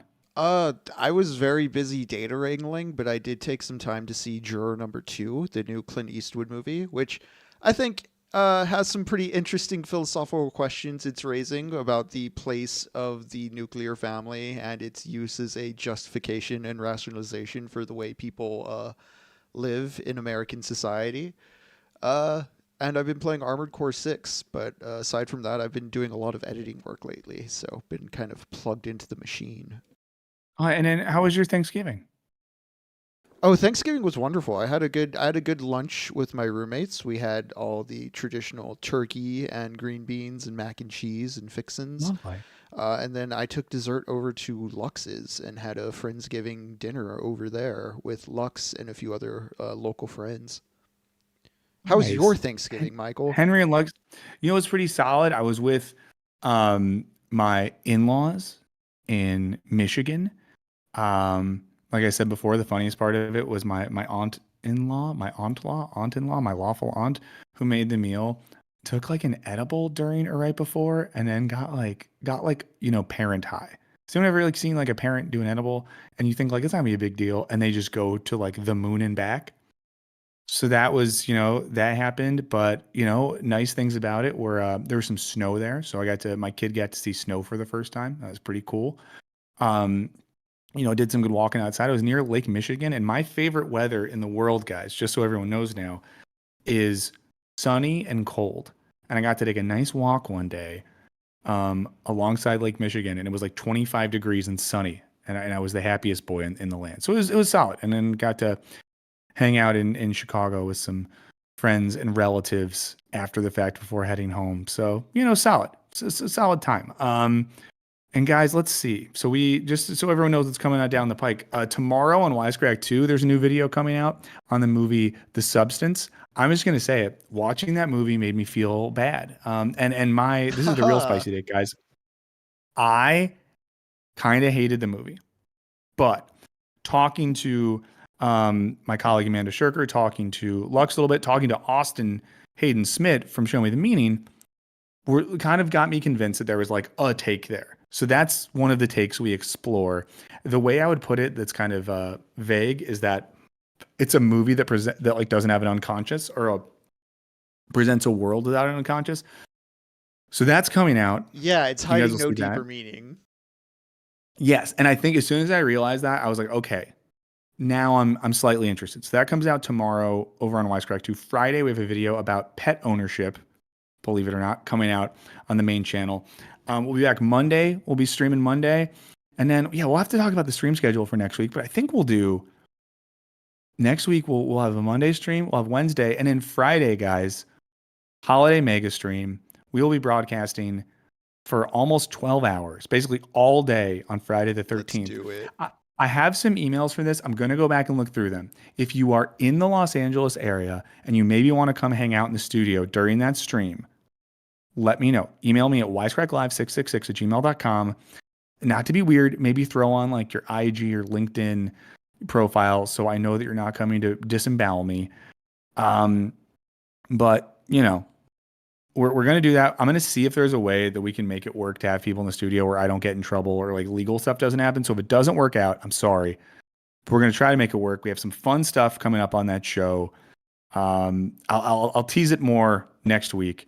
But in the meantime, we're so glad that Henry's back. So everyone, let's end with a lot of Henry love in the chat.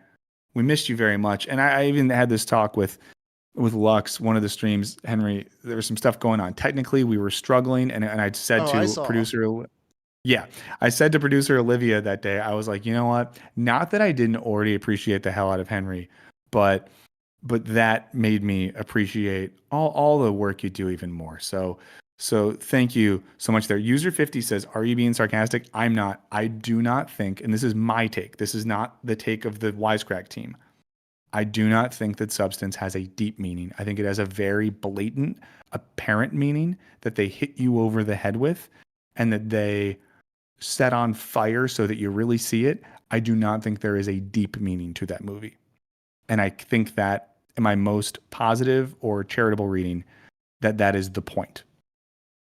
But who knows? It's not a movie for me, guys. I'm not a body horror guy. So it's not for me, So this would be like someone who likes ambient techno giving their analysis of a 37-minute Grateful Dead jam. They might do a good job, or whatever, but it's not for them. So shout out to the Henry Love in the chat. Eddie, let's chat about another thing. And hopefully we'll see all of you on Monday. Yeah. See y'all next week. Later, guys.